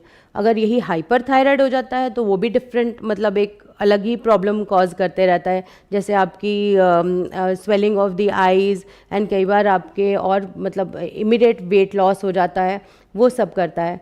But this is the condition. Hashimoto disease में क्या होता है कि this causes facial swelling, weakness, fatigue and sensitivity to cold. Okay, and the thyroid may swell to such a degree that patient may have difficulty in deglutition. Patient को swallowing में problem हो, वो भी एक रीज़न हो सकता है. और अगर swallowing में प्रॉब्लम होगी, पेशेंट खाना नहीं खा पाएगा, again his whole dentition, his whole immune system is going to go for a toss. Coming to scleroderma, ये भी एक abnormal growth of connective tissue है on the skin and blood vessels, and it can lead to organ failure. ये disease skin में पाया जाता है, and usually जो स्किन होती है ये थिक हो जाती है and causes facial skin to become extremely tight. और जब हमारा मुंह होता है, ये इसके एरिया के अराउंड जो है वो टाइट हो जाते हैं, एंड पेशेंट्स को एक्सट्रीमली प्रॉब्लम होती है खाना पीना खाने में या मुंह खोलने में, बातचीत करने में. And patients with disease of this kind can have problems while swallowing. How do you know that whether you have a cavity? आपको कई बार होता है कि फूड जो है वो, खाना जो है वो फंस जाता है दांतों के बीच में, आपके मुंह से दुर्गंध आती है, कई बार दांत में कैविटी होती है तो आप एकदम से झुंझुनाहट आती है और सेंसिटिविटी होती है. So these are all the indications जो दांत आपको देता है. एक और तरह की भी पेन है जो न्यूरल पेन होती है, जिसमें आपको एकदम करंट जैसी फीलिंग आती है, ये कैविटी से रिलेटेड नहीं होती है, and these are known as trigeminal neuralgia. So ये भी कई बार हम लोग डायग्नोज करते हैं. जब आप रेडियोग्राफ देखते हो, एक्सरे देखते हो और आपको कैविटी नहीं नज़र आती है, then you should always aim for any neurological problem which is there. Sometimes there are no teeth but still the patient is complaining of pain, और उसको हम लोग कहते हैं कि दांत तो है ही नहीं, तो पेन किसके कारण हो रहा है, तो हम पेशेंट्स को बोल देते हैं इनको साइकोलॉजिकल प्रॉब्लम लगता है, दांत भी नहीं है, I have seen all the structures, your bone is fine, then what exactly is going on. But there are typical features which are there and this will come as, एक patient बोलेगा current की तरह आता है और वो थोड़ी देर के बाद ठीक हो जाता है, बट अल्टीमेटली इतना ज़्यादा प्रॉब्लम हो जाता है कि patient is continuously thinking about that problem, क्योंकि जब भी आता है वो चाहे वो फ्रैक्शन ऑफ सेकेंड होता है, but it really shatters the persons confidence. And इसको सुसाइडल डिजीज़ भी कहा गया है, क्योंकि आपका दिमाग हमेशा उसी डिजीज़ के अंदर ही रहता है कि क्या होगा, कैसी दर्द होगी, एंड शार्प शूटिंग पेन होगी. तो in those cases also as dentist and other people also, if you are not finding any dental problem in that, you need to address it to a neurologist कि ताकि कोई problem तो नहीं है. Coming to a very important aspect, अभी हमने बहुत सारी बातें करी, जैसे ऑटोइम्यून डिजीज़ हो गए, कौन कौन सी प्रॉब्लम्स हैं हमारे पास, डायबिटीज़ है, हाइपरटेंशन है, ऑटोइम्यून डिजीज़ है, HIV है, Kaposi sarcoma, all these debilitating things which are there. But अब इनको मेंटेन कैसे किया जाए? The biggest question is like how to go slow, क्योंकि सबसे पहले होता है prevention. Prevention is the biggest step which we need to know. And then comes interception. अब चीज़ हो गई, अब उसको इंटरसेप्ट कैसे करें, उसको वहीं पे कैसे रोक दें, और अगर बहुत बढ़ गई तो उसको ट्रीट कैसे किया जाए, ट्रीट हो गया तो उसके बाद रिहैबिलिटेट कैसे किया जाए। तो ये 4 स्टेप्स में हम लोग बढ़ेंगे। तो सबसे पहले हम प्रिवेंशन की तरफ जाते हैं कि how to maintain your oral hygiene. हमारे पास वेरियस एड्स हैं, डिफरेंट एड्स हैं, जैसे हमारी ब्रशिंग हो गई, फ्लॉसिंग हो गया एंड फ्लोराइड। ब्रशिंग तो हम करते हैं, पर हम कैसे करते हैं, बहुत जल्दी जल्दी सुबह सुबह जाना होता है, तुरंत एकदम ब्रश निकाला और फटाफट करके चले गए। बट वी डोंट नो कि क्या रीज़न है, किस तरह से हम लोग ब्रश करना चाहिए, उसका एक टेक्निक क्या है। So there is a technique of brushing. I have a model here, मेरे पास मॉडल है।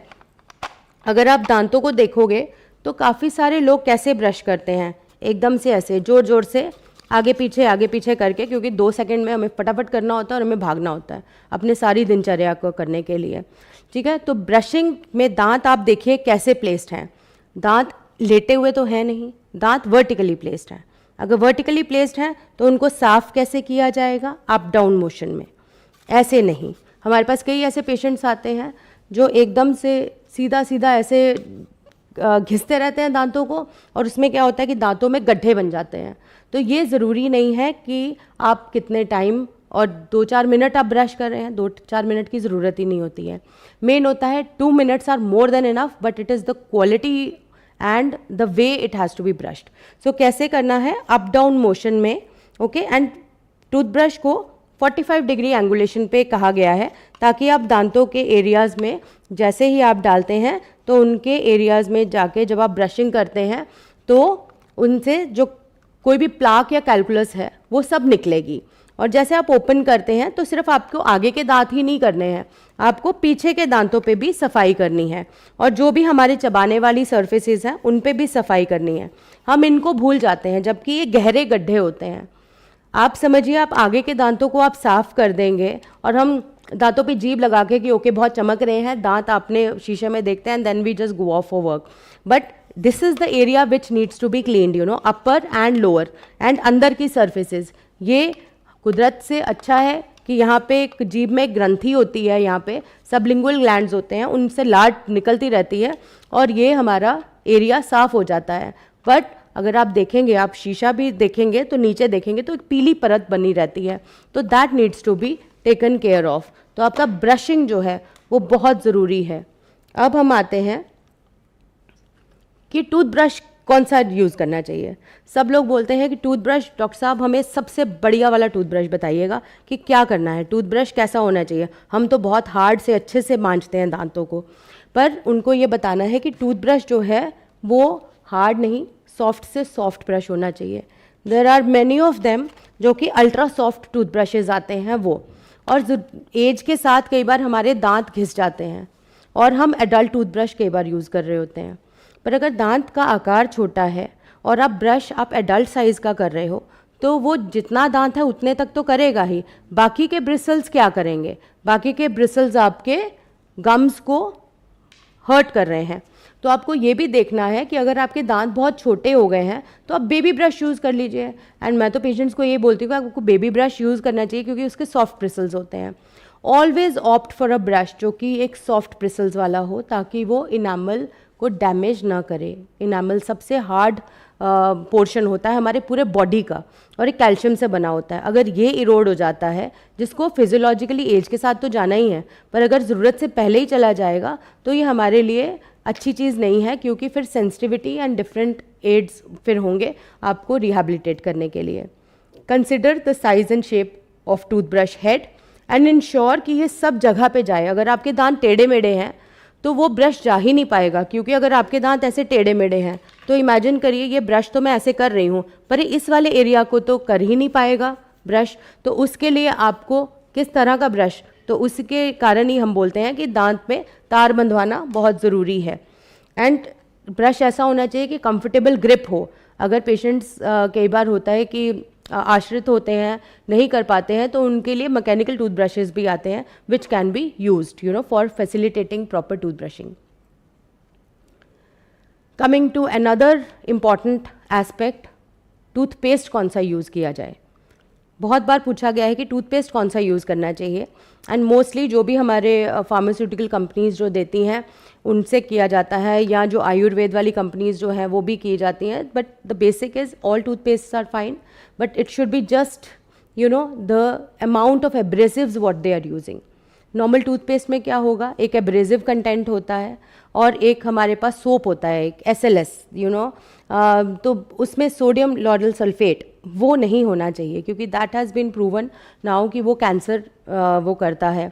तो इसमें हमारे पार्टिकल्स जो होते हैं एब्रेसिव के, वो जो है टूथपेस्ट के कंटेंट को डिसाइड करते हैं. क्योंकि नॉर्मल टूथपेस्ट में सब कुछ सेम होता है, या तो फ्लेवर्ड होगा, मिंटी फ्लेवर होगा, वाटर होता है उसके अंदर, एब्रेसिव होता है उसके अंदर, और झाग बनाने के लिए एक मतलब सोपी एजेंट होता है, डिटर्जेंट होता है, और मिंटी फ्लेवर हो गया या कई एंटीबैक्टीरियल भी आ रहे हैं, ये सब दिया जाता है. तो आपको क्या देखना है कि जो उसका एब्रेसिव कंटेंट है वो कम होना चाहिए. यूजली 4 to 20 माइक्रोमीटर तो होता है, तो वो यूज़ करना चाहिए आपको. और वो इस तरह से कि जो भी क्लेम करते हैं ना कि आपके दांतों को साफ़ कर देंगे, या आपके वाइटनिंग वाले जो होते हैं उनमें क्यों होता है वाइटनिंग वाला, क्योंकि उनमें एब्रेसिव कंटेंट थोड़ा ज़्यादा होता है. And always check for ADA seal. Your toothpaste will have an ADA seal. तो ये अमेरिकन डेंटल एसोसिएशन की है. एंड जो भी एब्रेसिव कंटेंट को बहुत कम करते हैं उनके एक पैरामीटर्स हैं set, and they make sure कि वो सेफ्टी मेजर्स और एफिकेसी स्टैंडर्ड्स को मैच कर रहे हैं तो ही वो बाहर आती है. एंड जो भी ये ट्रस्टवर्दी टूथपेस्ट होते हैं उनको आप यूज़ कर सकते हो. जो मेडिकेटेड टूथपेस्ट होते हैं, मैं ये कहना चाहूँगी, जो मेडिकेटेड टूथपेस्ट होते हैं जैसे कि आपकी सेंसिटिविटी वाले toothpaste, they should only be taken under a doctor's guidance. As a doctor मेरा एम क्या है, आपको मरीज़ से नॉर्मल करना, ना कि आपको मरीज़ हमेशा के लिए रखना. आपकी एज अगर 75-80 है, that is a different thing. Even then also aim क्या रहेगा हमारा कि आप नॉर्मल एक पेशेंट की तरह जो नॉर्मल कंपनी के टूथपेस्ट आते हैं वही आप यूज़ करें. How to floss. अब हम दांतों की सफाई करना तो याद रखते हैं, बट एक फ्लॉसिंग जो है एक एरिया, क्योंकि दांत की सफाई के लिए ऊपर की सतह जो है दांत की, जो हमारी फेशियल सरफेस होती है या लिंगुअल या च्यूइंग सरफेस, वो तो ठीक हो गया, पर दांतों के बीच की जो सरफेसेस होती हैं उनको आप साफ़ कैसे करेंगे. तो डेंटल फ्लॉस क्या होता है, डेंटल फ्लॉस इसी तरह से बहुत इजीली मार्केट में अवेलेबल होता है. एक डेंटल धागा होता है, आप कहीं से भी मतलब ले सकते हैं. ये एक डेंटल धागा है. हम यूजुअली उन एरियाज़ में क्या यूज़ करते हैं, सेफ्टी पिन या टूथपिक, वो यूज़ नहीं करना है. डेंटल धागा इसी तरह से आप लेके दांतों के बीच जो एरियाज़ होते हैं उनको आप साफ़ करते हैं. नहीं तो प्रोक्सा ब्रशेज़ भी होते हैं, they are also the one which are easily available. तो कई बार दांत के बीच में स्पेस हो जाती है जिसमें खाना फंस जाता है. एंड पेशेंट्स कई बार हमारे पास आते हैं कहते हुए कि डॉक्टर साहब यहाँ पे ना फिलिंग कर दीजिए, क्योंकि यहाँ पे खाना बार बार फंस जाता है. अब प्लाक और कैलकुलस डिपॉजिट्स हो गए, पेरिडोंटल प्रॉब्लम हो गया, तो ये जो एरिया है बोन लॉस के उसमें आ जाता है. अगर ये फिल नहीं हुआ तो यहाँ पे ओपन स्पेसेस होती हैं. तो ये एक बच्चे की बॉटल जैसे होती है वैसा ब्रश होता है. इसको आपको दांतों के बीच में, ना कि सेफ्टी पिन को, so they can easily go and brush in between your interdental spaces. Interdental जो दांतों के बीच में स्पेसेस हैं उनको साफ़ करते हैं. एंड फ्लॉस का काम क्या होता है, फ्लॉस का काम है एक डेंटल धागे को, जो कि एक दांतों के बीच में जाके आप इनमें से जो भी अंदर जो है खाना जो स्टक हो जाता है वो निकालें. हमारे लिए सबसे ज़्यादा प्रॉब्लमेटिक क्या चीज़ रहती है, जो दांतों के बीच में जो कैविटीज़ डेवलप हो जाती हैं. क्योंकि दांत के ऊपर की कैविटीज़ जो हैं वो तो हमें दिख जाती हैं, वो तो हमें क्लिनिकली दिख जाती हैं, पर दांतों के बीच में जब कैविटी पनपती है वो कई बार क्लिनिकली नहीं दिखती. उसके लिए हमें एक्सरेज की ही ज़रूरत पड़ती है. और पेशेंट कहता है कि एक्सरे किस लिए, हमारे तो कोई प्रॉब्लम है नहीं, बस खाना फंसता है, उसके लिए आप एक्सरे क्यों करवा रहे हैं.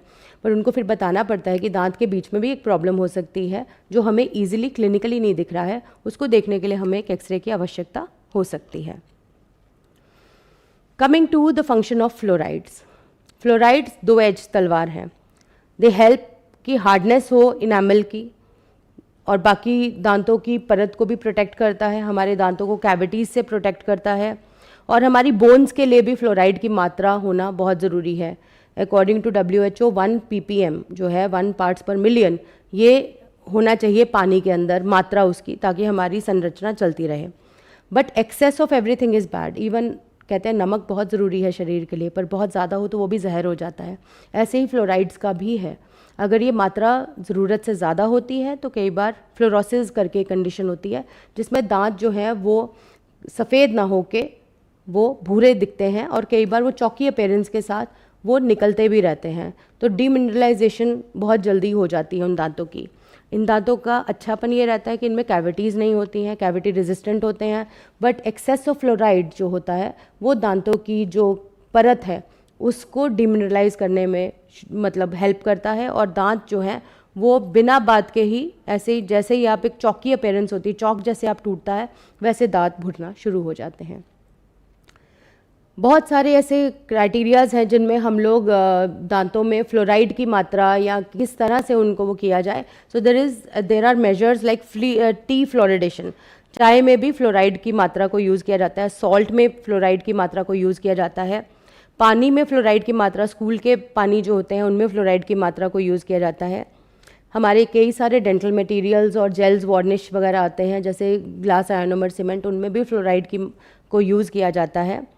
माउथ वॉशेज़ होते हैं या टूथपेस्ट, इन सब में भी फ्लोराइड को यूज़ किया जाता है और कई टॉपिकल फ्लोराइड एप्लीकेंट्स होते हैं, डेंटल वार्निशेस, इनसे भी हम लोग दांतों की प्रोटेक्शन कर सकते हैं ताकि दांत जो है वो जो प्रोन है कैविटीज़ के उनको हम लोग प्रोटेक्ट कर सकें।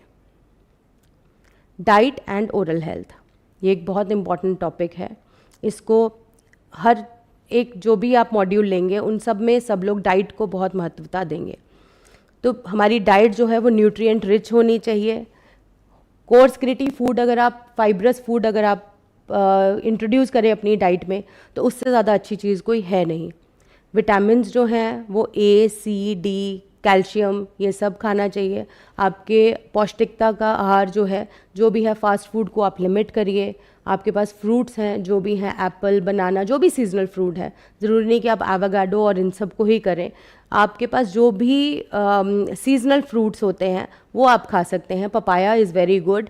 वेजिटेबल्स, डेयरी प्रोडक्ट्स जो हैं हमारे, लीन प्रोटीन्स जैसे लीन मीट होते हैं वो सब आप खा सकते हैं, जैसे चिकन खा सकते हैं और भी फ़िश का कंजम्पशन कर सकते हैं अगर आप एक नॉन वेजिटेरियन है।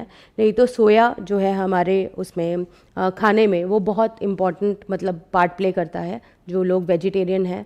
मिलेट्स का इंट्रोडक्शन कर सकते हैं। आजकल बहुत सारे ज्वार और बहुत स्माक के चावल हो गए, ये सब मिलेट्स को इंट्रोड्यूस करिए अपने उसमें और वो भी एक ईजिली आपकी न्यूट्रिशनल सप्लीमेंट की तरह काम कर सकते हैं। And they help providing all the nutrients which are available for the enamel and gum tissues.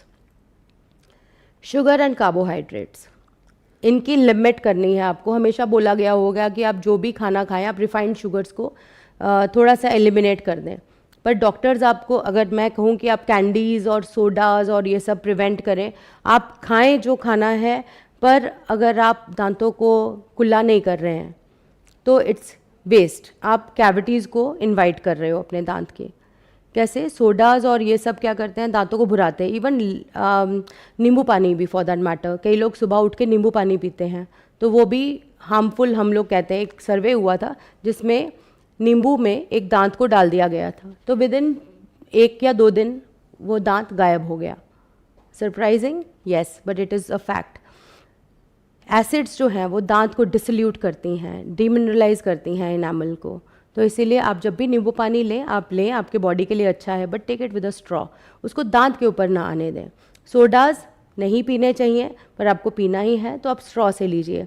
Candies, क्योंकि अब बच्चों को, अब हम कोई भी चीज़ अगर करते हैं या चॉकलेट्स या कुछ भी कहते हैं तो एटलीस्ट इनकलकेट कि वो ब्रश करें या कुल्ला तो करें ही करें, क्योंकि अगर वही कैंडीज़ जो हैं या चॉकलेट्स उनके दांतों के बीच जो है वो फंस जाता है और वही जाके एसिड्स लिबरेट करता है and then it starts a cycle of problems. एक और चीज़ है नर्सिंग बॉटल कैरीज, जो कि मैं बताना चाहूँगी इस माध्यम से, जिसमें कि बच्चों के, क्योंकि दूध के दांत होते हैं तो पेरेंट्स को लगता है कि ये तो दूध के दांत है, चले जाएंगे, but we don't really think about it कि दूध के दांत जो हैं वो एक आर्मामेंटेरियम है। ये एक स्ट्रक्चर बनाया हुआ, उन्होंने रोक के रखा हुआ है उस एरिया को।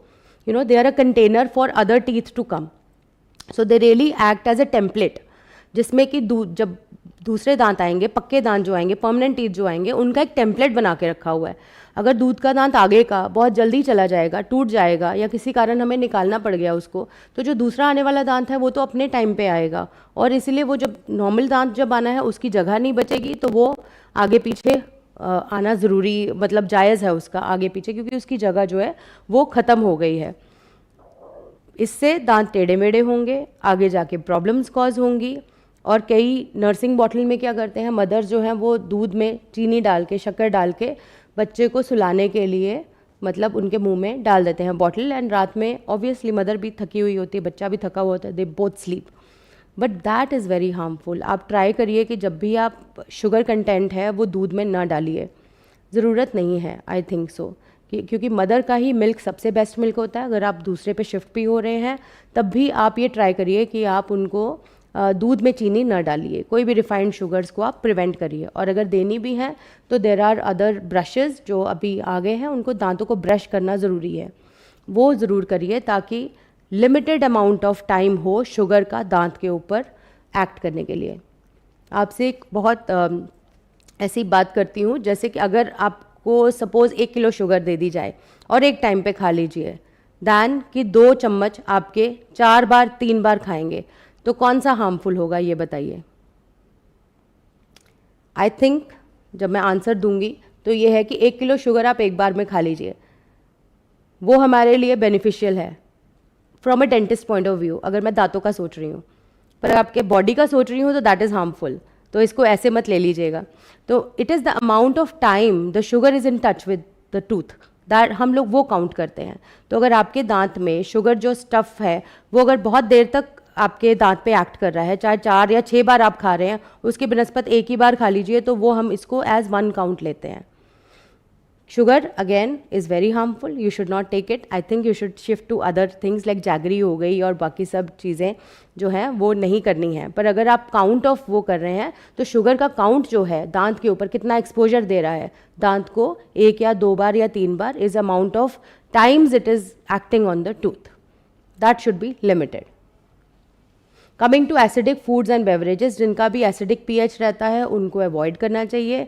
जिनका एक बेसिक एल्कलाइन पीएच होता है, जैसे आपके जूसेस हो गए, वो सब आपको इंक्लूड करना चाहिए। वाटर इज़ वेरी गुड, आपके अपनी स्मूदीज़ हो सकते हैं, बहुत सारे हैं, watermelon is one of them, you know, kiwi is very easily available, ये सब आप खाइए। जो खट्टे जो कोलाज और ये सब रहते हैं उनको अवॉइड करिएगा।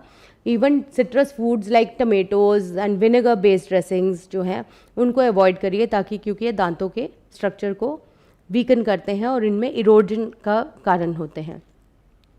इम्पॉर्टेंस ऑफ हाइड्रेशन, हमारा बॉडी 70% वाटर से बना हुआ होता है, तो इसलिए drinking adequate amount of water is very essential. You know, water क्या करता है, ये रिंस अवे करता है सारे बैक्टीरियाज़ को, वैसे हमारे मुंह में सलाइवा भी होता है, ये हाइड्रेट भी करता है बहुत सारे टिश्यूज़ को, एंड ऑल्सो इंक्रीजेज या प्रमोट सलाइवा प्रोडक्शन। अगर ये पानी नहीं पिएंगे तो जितने भी एसिडिक फूड्स आप खा रहे हैं तो उनमें एसिडिटी लेवल बहुत ज़्यादा हो जाएगा, तो ये भी रिफ्लक्स को जनरेट करेंगे। तो ये इम्पॉर्टेंट है उसके लिए भी, ताकि ये एसिड्स को न्यूट्रलाइज करे, हमारे बॉडी को मतलब हाइड्रेट करे एंड रिमिनरलाइज करे हमारे इनामल को, ताकि ये प्रोटेक्ट कर सके किसी भी बैक्टीरियाज और डीके से। Coming for the use of tobacco and oral health, अभी ओरल कैंसर का मंथ चल रहा है। यूजली जो अप्रैल होता है वो ओरल कैंसर डे मतलब पूरे मंथ को हम सेलिब्रेट करते हैं, ताकि अवेयरनेस कर सकें लोगों में। हम जब भी देखेंगे तो गली नुक्कड़ में कोई भी होगा तो वहाँ पे कोला पेप्सी सब आसानी से मिल जाएगी, पानी बहुत कम, पर आपको गुटखा जो है वो हर जगह मिलेगा। क्यों? मेरे ख्याल से मैं मुहिम करूँगी, एक अनुरोध करूँगी कि मतलब सरकार से कि इसके ऊपर थोड़ा सा पाबंदी करी जाए। इवन टबैको के ऊपर भी एक लिखा होता है कि it is injurious to health, cigarette smoking is injurious to health. Why? Because इसमें कार्सिनोजेंस होते हैं, you know, and they increase the capacity. और ये दांतों के लिए क्यों होता है? क्योंकि जैसे आप स्मोकिंग करते हैं कुछ कार्सिनोजेंस होते हैं, तो ये क्या करते हैं कि मसूड़ों की इन्फ्लेमेशन करते हैं, डेंटल डिके करेंगे, और उससे कारण क्या होगा कि ओरल कैंसर्स को मतलब बढ़ावा मिलेगा। एंड स्मोकिंग एंड चूइंग क्या करते हैं, टबैको, ये तो पूरे मुंह को एक्सपोज कर देते हैं अपने हार्मफुल केमिकल्स के साथ। एंड स्टेनिंग भी हो जाती है दांतों की, और स्टेन्स भी ऐसे पक्के स्टेन्स की वो इवन स्केलिंग से या दांतों की सफाई से भी ठीक नहीं हो सकते हैं. And quitting tobacco, we should all aim at quitting tobacco, and this significantly reduces the risk of other problems. क्योंकि जैसे जैसे एज बढ़ती जाती है आपको कई ऐसी डेबिलिटेटिंग डिजीज़ हो जाते हैं, जैसे डायबिटीज़ हो गया, हाइपरटेंशन हो गया, या कई ऐसे सिस्टमिक प्रॉब्लम्स भी हो जाती हैं, ऑटोइम्यून प्रॉब्लम्स हो जाती हैं, तो ये उनकी हीलिंग में भी हैम्पर करते हैं. Alcohol and oral health. Smoking और अल्कोहल का बहुत ही अच्छा याराना है. They act as synergistic effect. Alcohol क्या करता है? ड्राई करता है. तो क्या करेगा वो? ऊपर की सतह जो है वो ऑलमोस्ट ख़त्म कर देता है. तो इसलिए जब आप स्मोक करते हैं और अल्कोहल लेते हैं तो स्मोकिंग आपके लंग्स के लिए हार्मफुल है, पर अल्कोहल आपके बाकी सब चीज़ों के लिए हार्मफुल है, क्योंकि ये ऊपर की जो एरिया, जो मुंह का एरिया होता है या बाकी बॉडी के वो होते हैं, उनको डिहाइड्रेट कर देता है. तो इसके लिए क्या होता है कि जब भी आप कोई स्मोकिंग भी करते हैं तो उनको एक एरिया मिल जाता है ताकि जो कार्सिनोजेंस हैं वो ईजिली पेनिट्रेट कर जाएं. तो इसीलिए smoking and alcohol, they are not to be taken at all, I think सो.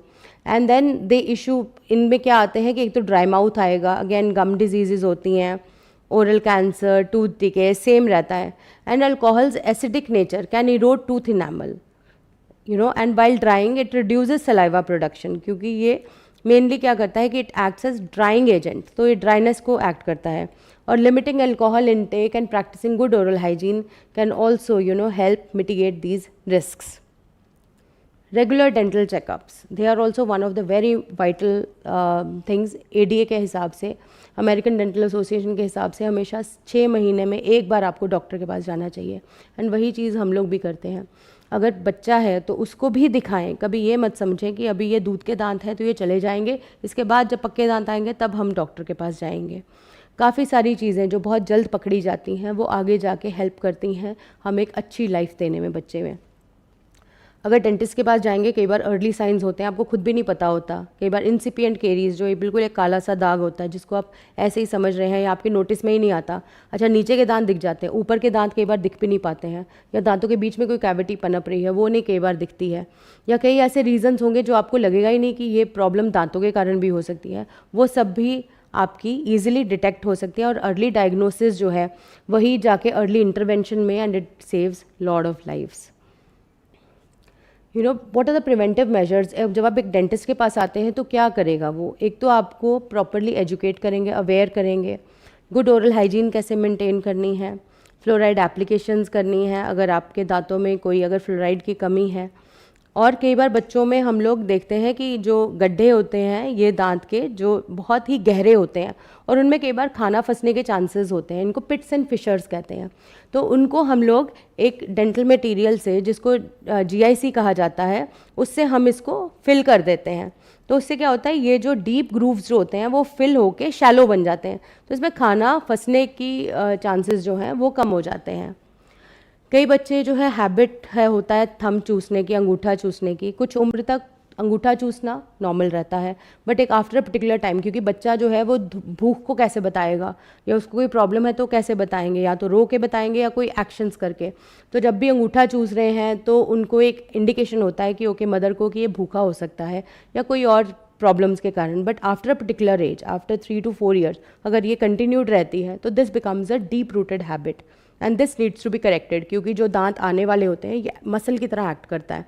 तो जब भी आप अंगूठा चूसेंगे तो क्या होगा, ऊपर के दांत उसी को एज मीडियम लेके स्लाइड कर जाएंगे, तो दांत बाहर निकलते हैं और हमारी हड्डी भी वही आकार ले लेती है, क्योंकि ऊपर के दांतों पे हमारी जीभ रेस्ट करती है तालू पे, और जब हम अंगूठा रखेंगे उस पर तो वो अंगूठा जो है वो नैरो होता है. तो हमारा जो ये बकल मस्कुलेचर होता है, ये मसल्स इतना मतलब वो इफ़ेक्ट डालती हैं कि टंग नीचे रहती है तो वो प्रॉपर आकार नहीं ले पाता है.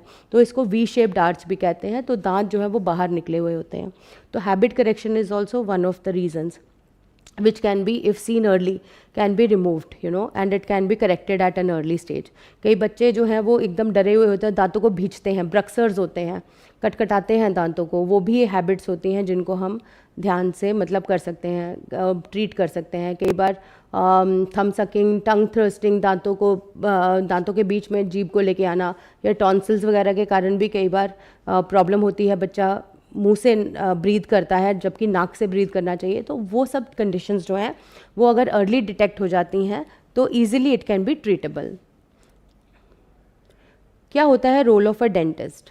डेंटिस्ट के पास आप आएंगे, आपको एजुकेट करेगा, अवेयर करेगा कि ये प्रॉब्लम्स हैं, आप इस उम्र के बाद आपको कोई ट्रीटमेंट लेना पड़ सकता है, अगर कोई इमीडिएट चीज़ मिल गई तो आपको कैसे मेंटेन करना है उस ओरल हाइजीन को, ये बताएंगे। प्लस अगर वो बढ़ चुकी है, see first was prevention and then is interception.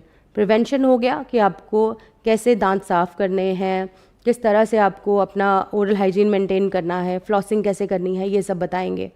पर उसके बाद अगर कोई हो ही गई है, अब कैविटी डेवलप हो गई है, तो उसको इंटरसेप्ट कैसे, या कोई हैबिट ही है आपको हो रही, जैसे आपको थंब सकिंग और ये सब, तो उसको रोकना। कोई ऐसे अप्लायंसेस दिए जाते हैं जो बच्चे को मतलब पहनने पड़ते हैं, इवन बड़ों को भी पहनने पड़ते हैं, जो उसको इंटरसेप्ट कर देंगे, उसको रोक देंगे। अब कोई प्रॉब्लम आ ही गई है तो उसको ट्रीट भी कर सकते हैं, जैसे कि हमारे पास बहुत सारे ट्रीटमेंट के हैं। जैसे आपको कैविटी लग गई तो कैविटी की फिलिंग भी हो सकती है, रूट कैनाल भी हो सकता है। ओरल हाइजीन में आपकी कैसे ओरल प्रोफिलैक्सिस, जैसे हम स्केलिंग जिसको कहते हैं, वो करते हैं, दांतों की क्लीनिंग होती है प्रोफेशनली।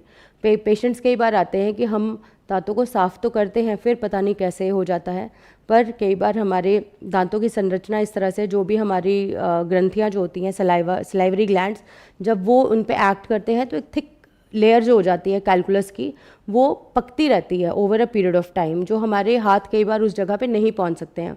अब पीछे का दांत है तो वो कई बार हम लोग उस एरिया को क्लीन भी नहीं कर पाते हैं, तो उसमें भी कई बार वो प्लाक कैलकुलस जैसी लेयर जम जाती है, जो हमारे लिए डिफ़िकल्ट होता है क्लीन करने के लिए। तो डेंटिस्ट आएगा तो वो स्केलर से, अब तो बहुत सारे अत्याधुनिक तकनीकें आ गई हैं जिसमें आपको पेन फ्री इन्वायरमेंट होता है, and with in a fraction of few minutes आपका ट्रीटमेंट ख़त्म हो सकता है।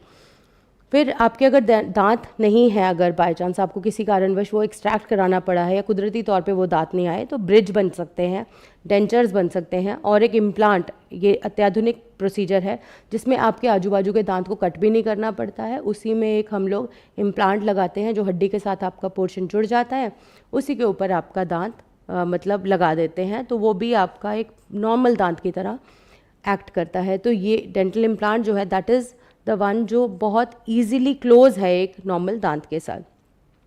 ऑर्थोडोंटिक्स जो मेरी विशेषज्ञता है, जिसमें है कि दांतों पे हम तार बांधते हैं, इसमें कई बार हम दांतों में एक्सट्रैक्शन भी करते हैं, और अगर कभी बच्चे के किसी जबड़े में कोई प्रॉब्लम होती है, जैसे ऊपर का जबड़ा बहुत बाहर है और नीचे का पीछे रह गया है, तो उनको भी रोकने का और उनमें सिंक्रोनाइजेशन बनाने का काम भी करते हैं। उनमें हेड गियर्स दिए जाते हैं, या अगर नीचे का जॉ बहुत आगे है तो फेस मास्क करके हम उनको रोक के ऊपर के जॉ को आराम से बढ़ने दिया जा सकता है। डेंटल सर्जरी जिसमें हम दांतों को निकालते हैं और उनको रिहैबिलिटेट भी करते हैं। तो ये टोटल जितना भी है, कॉस्मेटिक प्रोसीजर्स किए जाते हैं, अगर दांतों में वाइटनिंग करनी है, या कई बार होता है कि दांतों में स्पेसिंग है जो कॉस्मेटिकली इम्प्रूव करते हैं, ऑर्थोडोंटिकली पॉसिबल नहीं होता है, दांतों का आकार छोटा है, कई बार कुदरती तौर पे ही दांत आपका बहुत ही टेढ़ा आया है, उस तरह से अगर कुछ भी कॉस्मेटिकली करना होता है वो भी। तो फ्रॉम प्रिवेंशन, जैसे ओरल कैंसर स्क्रीनिंग से लेके हम जो भी ट्रीटमेंट है रिहैबिलिटेट करने का, सब करते हैं। एंड नॉट ओनली दैट, उसके बाद भी ट्रीटमेंट के बाद आपको सपोर्ट एंड मेंटेनेंस का भी काम है। सो आज की पूरी प्रेजेंटेशन का टेक होम मैसेज क्या है कि हमें मेंटेन करना है हमारी हाइजीन को। कैसे करेंगे? Brushing twice a day, dental floss करना है, माउथ वॉश करना है, ठीक है।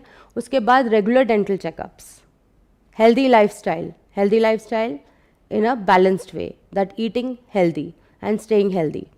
कोलैबोरेटेड केयर, जो भी आपके पेशेंट्स मतलब जो भी आते होंगे या एज इंडिविजुअल हम लोग जाते हैं वहाँ पे, तो डॉक्टर्स के साथ जो भी संपर्क में है उनको अपने डेंटिस्ट के साथ संपर्क करना है, डेंटिस्ट को डॉक्टर्स के साथ, एंड इंडिविजुअली, जैसे ये हमारा माध्यम है, डिजिटल मीडियम है जिसमें हम काफ़ी लोगों तक पहुँच रहे हैं, उनको भी ये पता होना चाहिए कि there are many oral manifestations, जो कि हम एक इकट्ठे कोलैबोरेशन से करें तो काफ़ी कुछ हम पेशेंट्स को रिलीव कर सकते हैं ऑफ सिम्टम्स। मेडिकेशन मैनेजमेंट, जो पेशेंट्स हैं जिनमें कई बार एंटी रेट्रोवायरल थेरेपी जब चल रही होती है, या कई बार ऐसे होते हैं कि मुंह सुखाने वाली कई बार होती हैं, जिनको हम लोग सलाइवरी ग्लैंड को कई बार मिनिमाइज़ करते हैं, आपकी डायबिटिक मेडिकेशंस हो गई या कई ऐसे एंटी हाइपरटेंसिव्स हो गए जो मुंह सुखाते हैं, उनके लिए भी मेडिकेशन के लिए वो आते हैं। जैसे उनके लिए आर्टिफिशियल सलाइवा या साइलोवॉक्स करके ऐसे माउथ वॉशेज़ आते हैं, वो हम लोग दे सकते हैं। देन पेशेंट एजुकेशन, अगर आप पेशेंट को एजुकेट करेंगे तो सोचिए वो कितने लोगों को और एजुकेट करेगा ताकि इम्पैक्ट हो। और ये हमारी मुहिम का ही ये टारगेट है कि हम लोग इस ऑडियंस में सब इधर उधर एक दूसरे के रूबरू हैं। क्यों है? क्योंकि ये वाइडर एस्पेक्ट में लोगों तक पहुँचे। Always have the passion of learning, you know, if you never learn you cease to exist, I feel. और इसके लिए आपको तरह तरह के वर्कशॉप्स भी करने पड़ेंगे। ये भी एक मीडियम है जिसके कारण हम एक दूसरे के अपने एक्सपीरियंसेस वगैरह हम शेयर कर रहे हैं। काफ़ी सारी एजुकेशन प्रोग्राम्स भी होते हैं, हम लोग बहुत देर से मतलब करे जा रहे हैं। This is last mile digital workshop we had done. This was the first ever international event which we had covered, जिसमें digitally हम एक दूसरे के कैसे रूबरू हो सकते हैं। क्योंकि हम लोग उन एरियाज़ में, जैसे हम लोग लखनऊ बैठे हुए हैं या उत्तर प्रदेश के वो एरियाज़ जहाँ पे हम लोग ईजिली जा सकते हैं, दैट इज़ ओके। बट जहाँ लास्ट माइल है, जहाँ पे कई बार हमारा मीडिया भी नहीं पहुँच सकता, उन तक हम कैसे पहुँच पाएँ? तो there are digital dentistry, digital areas, digital telemedicine, there are there which are actually working on those areas. And हम लोग तो RML में जैसे थे तो वहाँ पे कई बार ऐसे direct one on one patients के साथ हम लोग बैठे होते थे और कई बार बात भी कर रहे होते थे कि आपको क्या प्रॉब्लम्स आती हैं, क्या कर रहे हैं। And education, please educate as much as you can, because that is only going to save. So हमारा एम क्या है पेशेंट्स का, कि प्रोवाइड करें हम जितनी भी एक्सपर्टीज़ है हमारे पास, and make my treatment as minimum invasive as possible. अब तो कई बार कई ऐसी तकनीकें आ गई, जैसे डेंटल लेज़र्स आ गए, इम्प्लांट्स आ गए, उसमें आसपास आपको दांत को छूने की भी ज़रूरत नहीं पड़ती। The technique is so painless and blood free है, and it can be done in minutes, you need not have to have a stay of patients. और वो सब किया जा सकता है अगर हम सिर्फ उस पेशेंट को यंग कैच कर लें।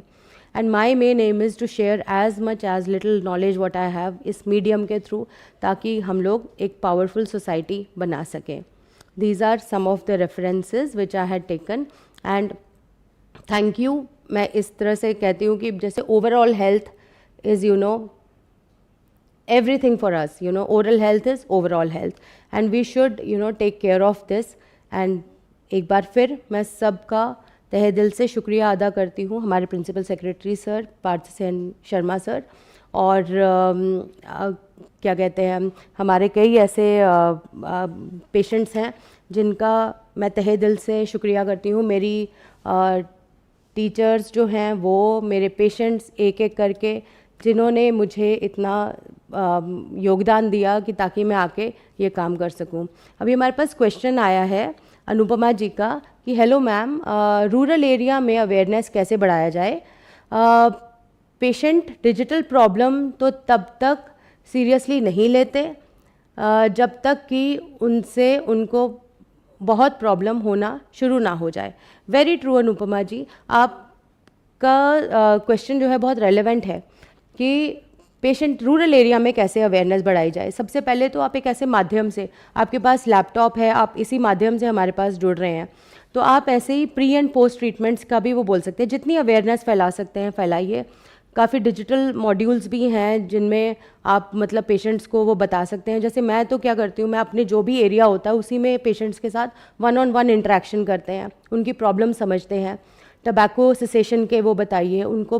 कई ऐसे पेशेंट्स हैं जिनमें प्री एंड पोस्ट बताइए कि आप जैसे अभी ओरल कैंसर था, उनको ये प्रॉब्लम हो गया, उसके बाद ये जबड़ा पूरा काटना पड़ा। शरद पवार जी, ऐसे कई सारे हमारे पास ऐसे सेलिब्रिटीज़ भी हैं जिनको ये प्रॉब्लम्स हुई हैं, and how they have dealt with it.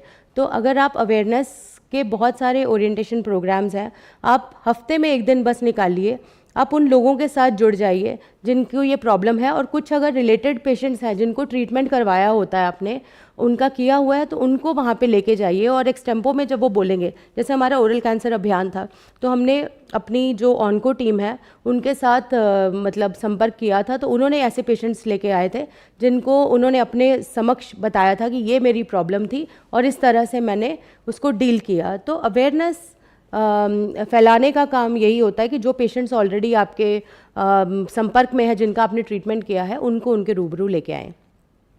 फिर सेंसिटिव टीथ, धर्मेंद्र जी बोल रहे हैं सेंसिटिव टीथ और उनके येलो होने के बारे में बताएं। सेंसिटिविटी दांत की मैंने बताया कि जब हमारी इनामल की परत चली जाती है उसके कारण भी हो सकता है, ठीक है। तो वो कई बार एक्सेसिव ग्राइंडिंग के कारण पेशेंट्स को हो जाता है, आप दांत बहुत कटकटाते हैं, ये सब रहता है। येलो दांत कई बार कुदरती येलो भी हो जाते हैं और कई बार इनामल का लॉस हो जाए तब भी वो डेंटिन जो होती है हमारी, वो दांतों की येलो लेयर की होती है, तो इसलिए वो येलोइशनेस होती है। इसके बारे में अगर आपको वो करना है, पहले तो आपको इसमें बहुत सारे सेंसिटिविटी किस कारण है, पहले तो उसको रूल आउट करना है। क्या कोई कैविटी है जिसके कारण सेंसिटिविटी है? अगर कैविटी के कारण सेंसिटिविटी है तो आपको कैविटी रेस्टोरेशन करनी है, या कोई आरसीटी तो नहीं करनी पड़ेगी। और अगर दांत बहुत ज़्यादा घिस गए हैं तो उनमें लैमिनेट्स और क्राउन्स लग सकते हैं, जिसके कारण जो दांत का लॉस्ट स्ट्रक्चर है वो ठीक हो जाए। एंड काफ़ी सारे कॉस्मेटिक प्रोसीजर्स भी आते हैं, जैसे कि लैमिनेट्स और क्राउन्स, जो कि आप लगा सकते हैं अगर येलो टीथ का ट्रीटमेंट करना है। जितेंद्र वर्मा जी पूछ रहे हैं माउथ कैंसर की फर्स्ट स्टेज कैसे पता की जा सकती है? वेरी रेलेवेंट क्वेश्चन, कि माउथ कैंसर जो है उसको कैसे आप पता कर सकते हैं। तो जैसे ही पेशेंट जब आपके पास आता है तो बहुत सारी सिचुएशंस ऐसी, पहले तो आपकी हिस्ट्री लेंगे कि अल्कोहलिक तो नहीं है, स्मोकर तो नहीं है। पेशेंट कई बार आता है हमारे मुंह में छाला है, और वो छाला ठीक नहीं हो रहा है, उस कारण भी होता है। या कोई आपका दांत है वो एकदम से लूज़ होके गिर जाता है, ठीक है, तो वो पता ही नहीं, कोई इटियोलॉजी ही नहीं पता है, कोई कैविटी नहीं है, कुछ नहीं है, एकदम से दांत आया, हिला और एकदम से निकल गया। तो हमें रेडियोग्राफ्स लेने हैं, और अगर हो सके तो एनसीसीटी अगर आपके उसमें अवेलेबल है तो वो करवा सकते हैं फेस की। नहीं तो आपका एक रेडियोग्राफ ओपीजी जो है वो भी एकमात्र एक अच्छा प्रोविजनल डायग्नोसिस के लिए वो मीन्स होता है कि आपको एक रिगिड अपीयरेंस, पहले तो हिस्ट्री, क्या पेशेंट कोई तंबाकू वगैरह तो नहीं था, जर्दा वगैरह कुछ अपने मुंह में रखता हो, that is very important. But some of them are even genetic, even एक sharp edge of the tooth that can also lead to one of the cancers. तो अगर आपको लग रहा है कि कोई भी ऐसा माउथ अल्सर है जो हील नहीं हो रहा है, 1 से 2 हफ्ते के बीच में आपने एंटीबायोटिक्स भी चलाई, आपने एंटीवायरल ड्रग्स भी, आपने सब कुछ कर लिया, पर वो हील नहीं हो रहा है, that can be one of the indications which you can refer as oral cancer. आपको फिर विशेषज्ञ की कोई सलाह लेनी पड़ेगी। फिर आता है डॉक्टर सुशील जी का कि hot and cold with air sensitivity without any visible deformity please explain and advise.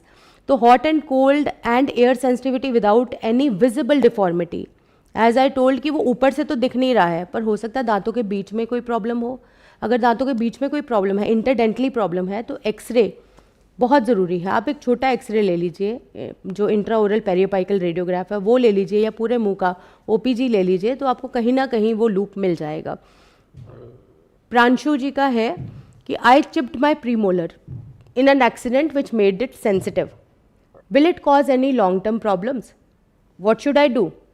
सो प्रांशु जी, आपका जब प्रीमोलर गया है तो उसका कौन सा पोर्शन गया है? वो है enamel, which is the hardest part.